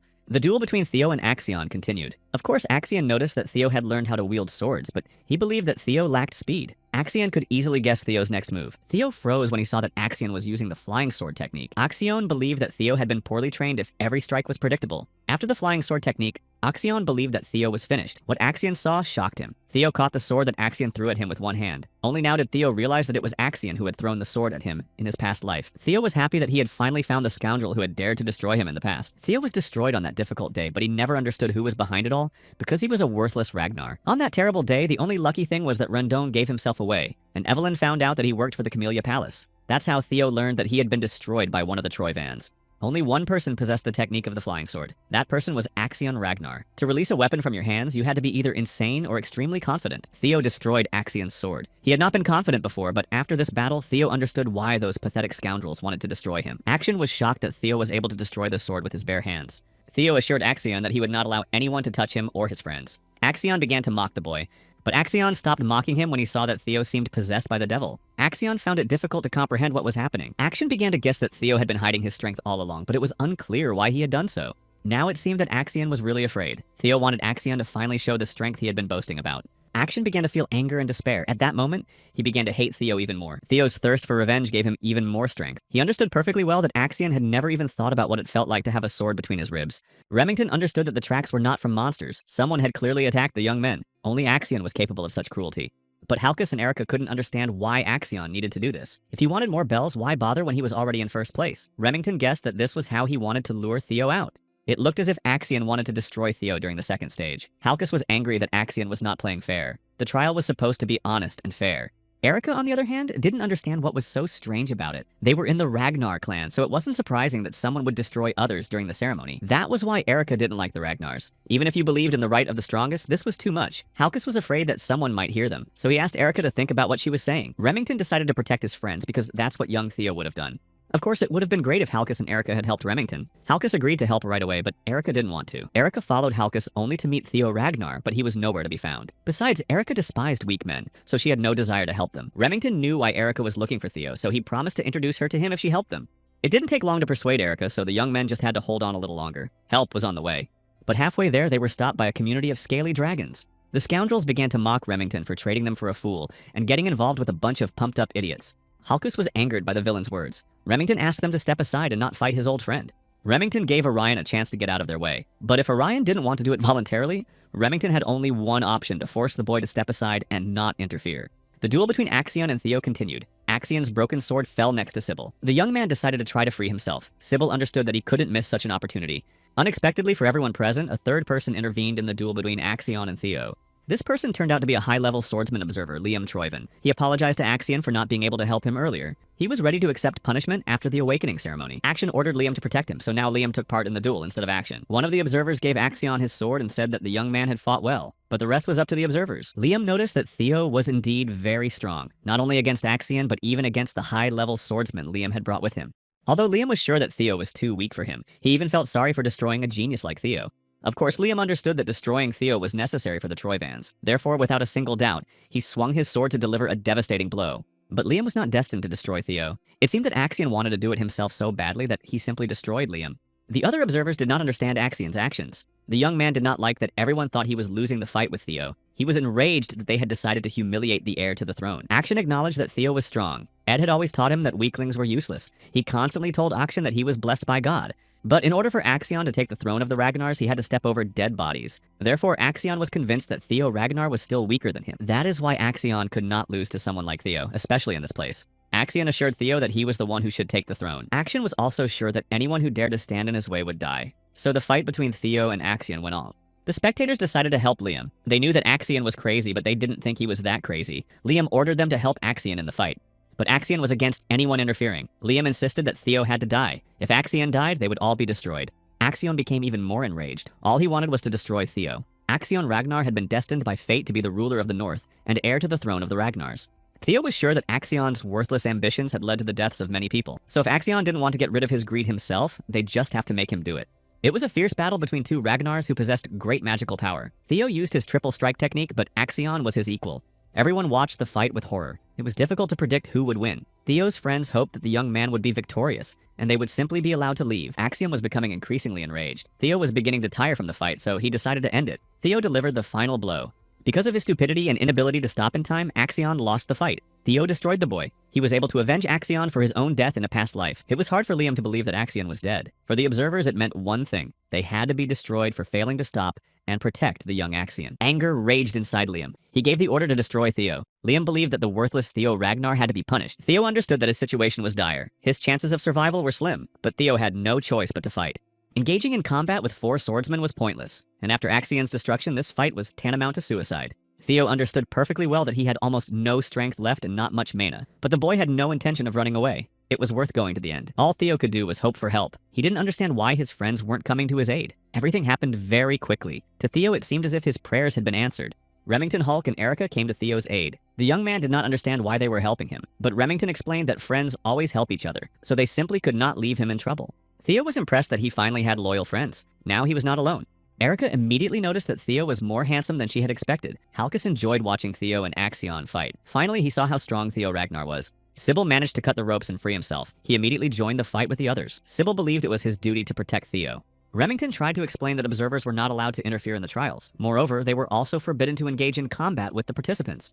Everything went wrong. The observers didn't know what to do next, so they waited for Liam's orders. Liam himself understood perfectly well that the plan had completely failed. They had not been able to find out about the relic of the Palace of Roses. They had not been able to destroy Theo either. Axion was dead. The villains had been caught at the scene of the crime. Barely able to stand, Liam watched the observers fight the participants of the trial. He didn't know how to fix everything, but the observers were counting on him and waiting for his orders. So Liam gave the order to destroy everyone. The observers were surprised by this decision, but Liam insisted on destruction. They would simply tell the council that the participants had been attacked by many monsters. Everyone had died. Liam took out the pearls to summon the monsters. He decided to cover his tracks and hide the Troivens' interference. Liam hoped that the observers understood everything. Liam decided to summon 25 monsters to destroy the participants of the second stage, so he immediately decided to proceed with his plan. But Liam was stopped. Liam was wounded again from behind. The observers of the Dragon Riders in white armor, Selford Gardner and Aaron Bacchus, arrived at the scene of the battle. They were accompanied by Natasha Koppel, an observer from the Palace of Flowering Plums, and Sally Gardner, an observer from the Palace of Daffodils. The observers destroyed Liam and asked everyone to stay where they were. They warned the villains that if they continued the fight, they would end up like Liam. Theo was very happy that the observers had come to their aid. They arrived just in time. Theo thanked the observers for saving them. Remington started yelling at Theo. He didn't understand why Theo didn't call him for help. Theo's irresponsibility could have gotten him killed. Halkus hurried to inform them that Theo had no right to die until they had another duel. Erica asked Theo not to forget that they had helped him, but their conversation was interrupted by the cries of the young men. They were very grateful that Theo had come to save them. For someone like Theo, it wasn't even a pity to die. Ray Ragnar just walked up to Theo silently and hugged him. Ray was glad that Theo was okay. Theo asked his friends for help. He wanted to collect as many bells as possible to take first place. The news of Axion's destruction had already reached the council. Ed couldn't believe that Axion was gone. For Ed, it was a defeat. It was time to announce the results of the second stage. The judge hastened to announce that every participant had done a good job. Feral Ragnar, the 9 Dragons Ascending Dragon, announced that the second stage of the awakening ceremony was over. The participants in the awakening ceremony were surprised by the appearance of the rising dragon. He was rarely seen in public. No one could understand what he was doing in the Winter Mountains. Feral announced that out of the 87 participants, only 45 had passed the test. He was delighted to see so many talented people. The results of the best participant were particularly impressive. He was sure that everyone knew that those who passed the second stage had previously received the title of low-ranking swordsman. All those present received this title. Therefore, they had the right to participate in various events as proud swordsmen of the Ragnar clan. Theo Ragnar took first place in the second stage. He scored 1,121 points, but the others did not understand how Theo managed to break out of last place and take first place in such a short period of time. Second place went to Remington Narcio. He scored 926 points. Everything went exactly as Theo and Remington had planned. They took first and second place. But the awakening ceremony was not over. The third stage remained. So Feral asked those who had passed the second test to raise their hands. The second stage involved a hidden technique called elemental breathing. It was necessary to master the technique by collecting fragments of text that were randomly divided into bells. Not only were they difficult to find, but they were also difficult to understand. Only those who mastered this technique were able to apply the elemental attribute to their mana. This also gave them the right to participate in the third stage. In his past life, Theo was unable to fully master what was written, but thanks to the Dragon's Symphony, Theo could see memories. So when Theo saw the inscriptions, he was able to understand everything. Feral was impressed that 4 participants were able to master the technique. Theo remembered that, in the past, Ray and Remington were unable to master the technique, but this time everything was different. Perhaps it was because of the butterfly effect that Theo created. The participants had to show their abilities. They decided to start with Theo Ragnar. Theo understood that the future had to change because Axiona had been destroyed. He had nothing to fear. Theo was able to find thunder. It was the first fusion of mana with the attribute of thunder. After the fusion, he had to manifest thunder. Sybil was pleased to see that Theo was able to not only infuse mana but also manifest it. This was exactly what Sybil expected from Theo. Theo understood that most would have stopped at this stage, but not him. Young Theo decided to demonstrate his control over the attribute of thunder. After this spectacle, Erica began to like Theo even more. Farrell was impressed that Theo was able to master control so quickly. This meant that the rumors about Theo were true.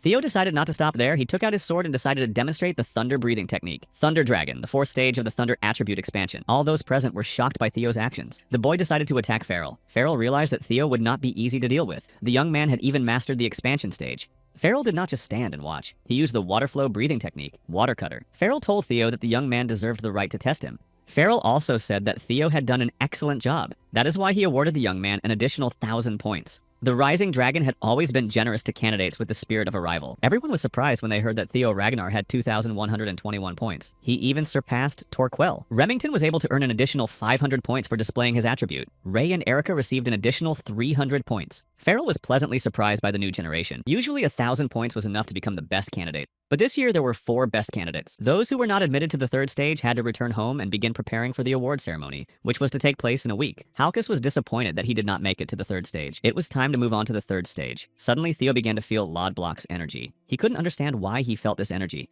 The test in the 3rd stage was to meet with the head of the Ragnar clan. It was an unpredictable test. The outcome of this test depended on the Elder Ragnar. This meeting would determine who would go to the clan leader's mansion. Each of the 5 contenders had passed the final stage. That is why an invitation to the mansion was equivalent to being recognized as the strongest candidate for the heir. But Theo still didn't understand why. If the clan chief was waiting for them at the top, the boy could feel Lodblock's energy. It seemed that Theo guessed that Lodblock's heart might belong to the clan leader, Ragnar. The participants had to fight their way through the dragon's intimidation and greet the leader. The pressure was too strong. Erica had no idea how to get to the clan chief. Theo suggested synchronizing their mana waves, but Erica didn't understand what Theo was talking about. Remington, on the other hand, understood perfectly well that Theo was talking about the counter phase that neutralized the pressure, but Remington also understood that it was much easier to say than to do. Theo explained that this pressure was used to weed out the unworthy. Only those who could control their mana could meet the clan leader. Erica couldn't understand what the boys were talking about or what language they were speaking. All this talk began to scare her a little. Remington explained that magical power was like a wave. Therefore, it was necessary to use the wave of mana to remove the pressure. She thought Remington was just bragging. He could have simply explained that the mana had to be directed toward the mountain. Remington was upset that Erica had called him a braggart. While Erica was arguing with Remington, Theo directed the wave of mana toward the mountain. His friends did not expect Theo to do it so quickly. But what did they expect from the heir to the Ragnar clan? At this time, the others just stood there while Theo decided to climb the mountain. Farrell explained that the others should hurry up because the number of points depended on who reached the top first. Farrell was delighted with Theo. He couldn't even imagine that he would want to take on a student in his old age. Kirsel arrived at the palace. She ran through the corridors of the palace looking for her little daughter, her talisman. The servants noticed that the palace had become livelier after Theo became a rising star. Kirsel burst into the room. Finally, she was able to find Cecilia. Cecilia asked her mother to behave appropriately because Kirsel was in the palace.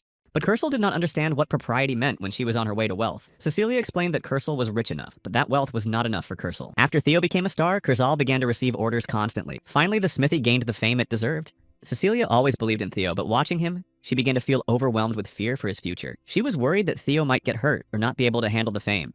The only thing Cecilia could do was wait patiently. She wanted to help her son, but all she could do was give him gifts. But Cecilia wanted to help her son in a more meaningful way. Kirsel understood perfectly well that the days when her workshop was only engaged in the manufacture of weapons were in the past. She wanted to start making jewelry as well. Kirsel believed that this would increase her income tenfold. Cecilia wondered if her mother had ever made a prosthetic arm. Kyle stood on top of the mountain. Theo's words about the clan heir made him laugh. Kyle understood that his father had no right to stand in the way of his child's dream. Kyle also understood perfectly well that they would never be able to dampen Theo's ambitions. When they were young, they were all just like Theo. The sword graveyard was direct proof of the Ragnar's ambitions. All Kyle wanted was for their clan to prosper. Kyle wanted to destroy any obstacle to prosperity, even if his son was a regressor. But for now, it was worth watching. The head of the clan was Ragnar Kyle Ragnar. Finally, he had waited for his son. Theo greeted his father. The boy believed that he could have reached the top much faster if it weren't for Kyle's aura. Kyle wondered if the boy knew where they were. Of course, Theo knew that this was a graveyard of swords. Here lay the blades of those Kyle had defeated. That was exactly the case. Kyle explained to Theo that being the head of the clan meant facing threats alone, because you can't trust anyone. Kyle believed that strength was the only thing you could count on. Strength alone determined who a young man would become. So Kyle wondered if Theo was ready to take his place. Theo was sure he was ready. Kyle asked him not to rush his answer. Thousands of warriors wanted the same thing as Theo. First, Theo had to learn the fate of the warriors and then give his answer.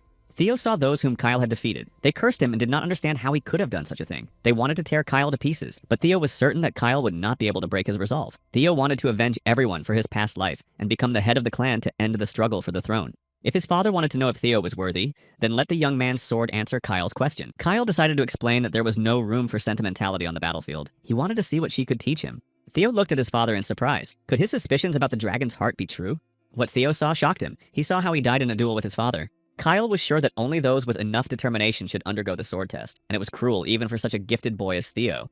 But Kyle believed that if Theo couldn't handle it, he should die on this mountain. The clan didn't need a regressor who only brought discord. It was hard for Theo to believe that he had died at the hands of his father, but there was no point in feeling sorry for himself. He had done everything he could. He had captured the Camellia Chamber. He had destroyed Randon and Axion. Everything had turned out quite well. This time, Theo had lived a happier life than in the past. The time had come to go to his eternal rest. But Theo decided to leave when he heard a voice asking him to come to his senses. If Theo had planned to end his life that way, he would have been better off surrendering to the crows. Theo just thanked him for reminding him of his goal. Theo had to keep his word because he swore he'd see it through to the end. Of course, Theo could have been broken, but of his own free will, the boy did not want to give up. Therefore, the only way out for Theo was to continue fighting. Kyle looked at Theo with joy. He was pleased that the boy had been able to stand his ground and pass the test. A week passed after the end of the Awakening ceremony trials. Everyone gathered in the council building for the award ceremony. Halkus didn't like that so many people had gathered for the ceremony. Erica looked at her brother in surprise. She was surprised that the great Halkus was shy, but Halkus became angry. He asked her not to call him that. Didn't Erica see that the commanders of the 9 dragon squads, the former and current clan leaders, had gathered in this place? All the heroes were in one place. Erica assured Halkus that they weren't interested in a boy who couldn't even learn the alphabet. These words angered Halkus even more. Halkus decided to calm down and find out what the clan chief had said to Erica in the 3rd stage, but Erica did not want to tell him. Halkus began to rage again. He assured his sister that Theo would have told him everything long ago. Erica did not understand why Halkus had said that about Theo. Had he hit his head somewhere? Halkus decided to remind Erica that the Lankies had always been the swords of the Ragnars. Had she forgotten that? It had always been the duty of the Lankies to serve the Ragnars faithfully throughout their lives. That was why Halkus had chosen to serve someone strong, someone who was superior to others. Theo was such a person. That was why Halkus would serve the young man all his life. That was why Theo was his. Erica looked at her brother in surprise. She wondered if Theo himself knew about all this. But Halkus didn't ask Theo anything. He just wanted to go with the boy to the same unit and see how things went. Halkus didn't know the details, but for some reason, the clan chief had decided not to take Theo into service at the estate. That's why Halkus was sure that he was meant to be with Theo. The award ceremony was open to the public. Theo Ragnar was the winner of all stages. The judge asked Theo to come forward. Theo's friends were happy for him. Everyone present looked at the boy. Evelyn telepathically informed Theo that it was time for him to decide where he would join. Evelyn advised Theo to join the Dragon Riders, but of course the final choice was up to young Theo. The judge congratulated Theo on his victory and announced that the young man had passed all the tests with flying colors. Now Theo was to receive his reward. Ed Troyven, the head of the reconnaissance department, appeared at the ceremony. Had he come because of Axion? No one knew why Ed had come, but the judge asked them to leave their conversation for later. Theo believed that Ed was angry about the death of his nephew and thought that he was smart enough not to cause a scene at the ceremony. Ed smiled at Theo and said that he wanted to offer the young man the position of deputy head. Theo's victory was particularly significant. Like Ragnar, he had been at rock bottom, but Theo had managed to rise up.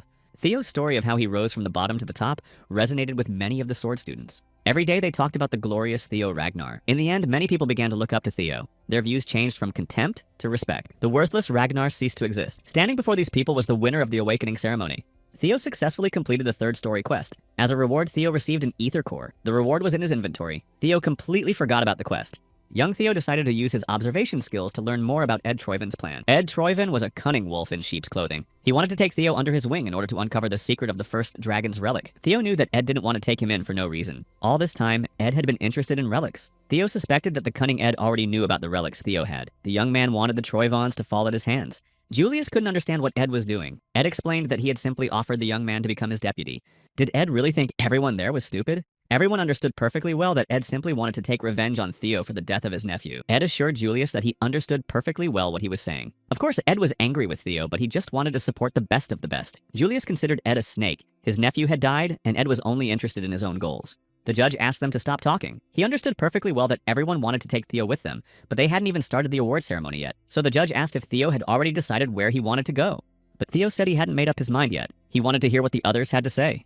Osa Ragnar was the first to speak. She offered Theo not only to become her apprentice, but also the position of young lord of the Flowering Plum Palace. Those present were shocked to hear such an offer from Lady Osa Ragnar. To the others, it sounded as if Osa Ragnar was offering to adopt the boy. After such an offer, the others had nothing to say. Robert Ragnar, the Black Dragon and captain of the Black Snow, also decided to take part in the proposal to young Theo Ragnar. The Black Dragon watched Theo throughout the awakening ceremony. He realized that Kyle had been telling the truth about Theo. The young man was indeed quite interesting. Therefore, Robert wanted Theo to join the Black Snow and offered him the rank of Snow White. Everything in the Black Snow was secret, but the rank of Snow White was higher, so it allowed one to reveal one's identity and gain fame and honor. When Theo was in Black Snow, there were only 8 people with this rank. In his past life, Theo had tried his best to earn this rank, but all his attempts had been in vain, and now this rank was being offered to him so easily. Feral Ragnar decided to remind him of his academy in the East. Theo had greatly impressed Feral during the 3rd trial. 4 of the 9 dragons offered Theo a place in their squad. It was shocking and impressive for the other students. Julius did not offer anything special to Theo. Had he decided to stand his ground until the end? Julius really wanted Theo, but he would not give him special treatment because it would be unfair to the others. But Julius could definitely guarantee full support for Theo's development and pride in his rank as a knight in white armor. But Theo only wanted to announce his choice when he was interrupted by Hilda,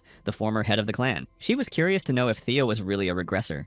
But Theo didn't understand what she was talking about. Hilda explained that she didn't know what role the boy had played in his past life, but now he was playing it perfectly. Theo couldn't believe that there were many cycles, not just one. Hilda explained that he shouldn't hide it. She was also a regressor, although her cycles were over. According to Hilda, the cycle was indeed related to regression. Theo couldn't understand how this was possible, but he was curious if there were other regressors. It was worth asking Hilda directly. So, without wasting any time, Theo asked if it was possible to regress several times. Hilda was surprised that Kyle hadn't told the young man anything, although there was nothing strange about that. Kyle hated regressors. Hilda was generally surprised that Theo had survived. Hilda understood that time was short, so if Theo wanted to learn the secrets of this world and their clan, he should come to her. With that, Hilda ended the conversation. During the awakening ceremony, his father did not give Theo any answer. The only thing he showed him was the Sword of the Heart. Kyle hated regressors, and the energy of Lodblack that Theo felt during the 3rd trial. Was it Kyle who stole Lodblack's heart? Perhaps that was why he stole Lodblack's heart, because she was an ancient dragon who encountered regressors. It was impossible that Kyle was the one who defeated the ancient dragon, although Theo knew very well that his father was capable of it. Theo should have announced his choice. The young man knew very well that no one but Hilda could explain the regressors to him, so he decided that he needed to go to Hilda.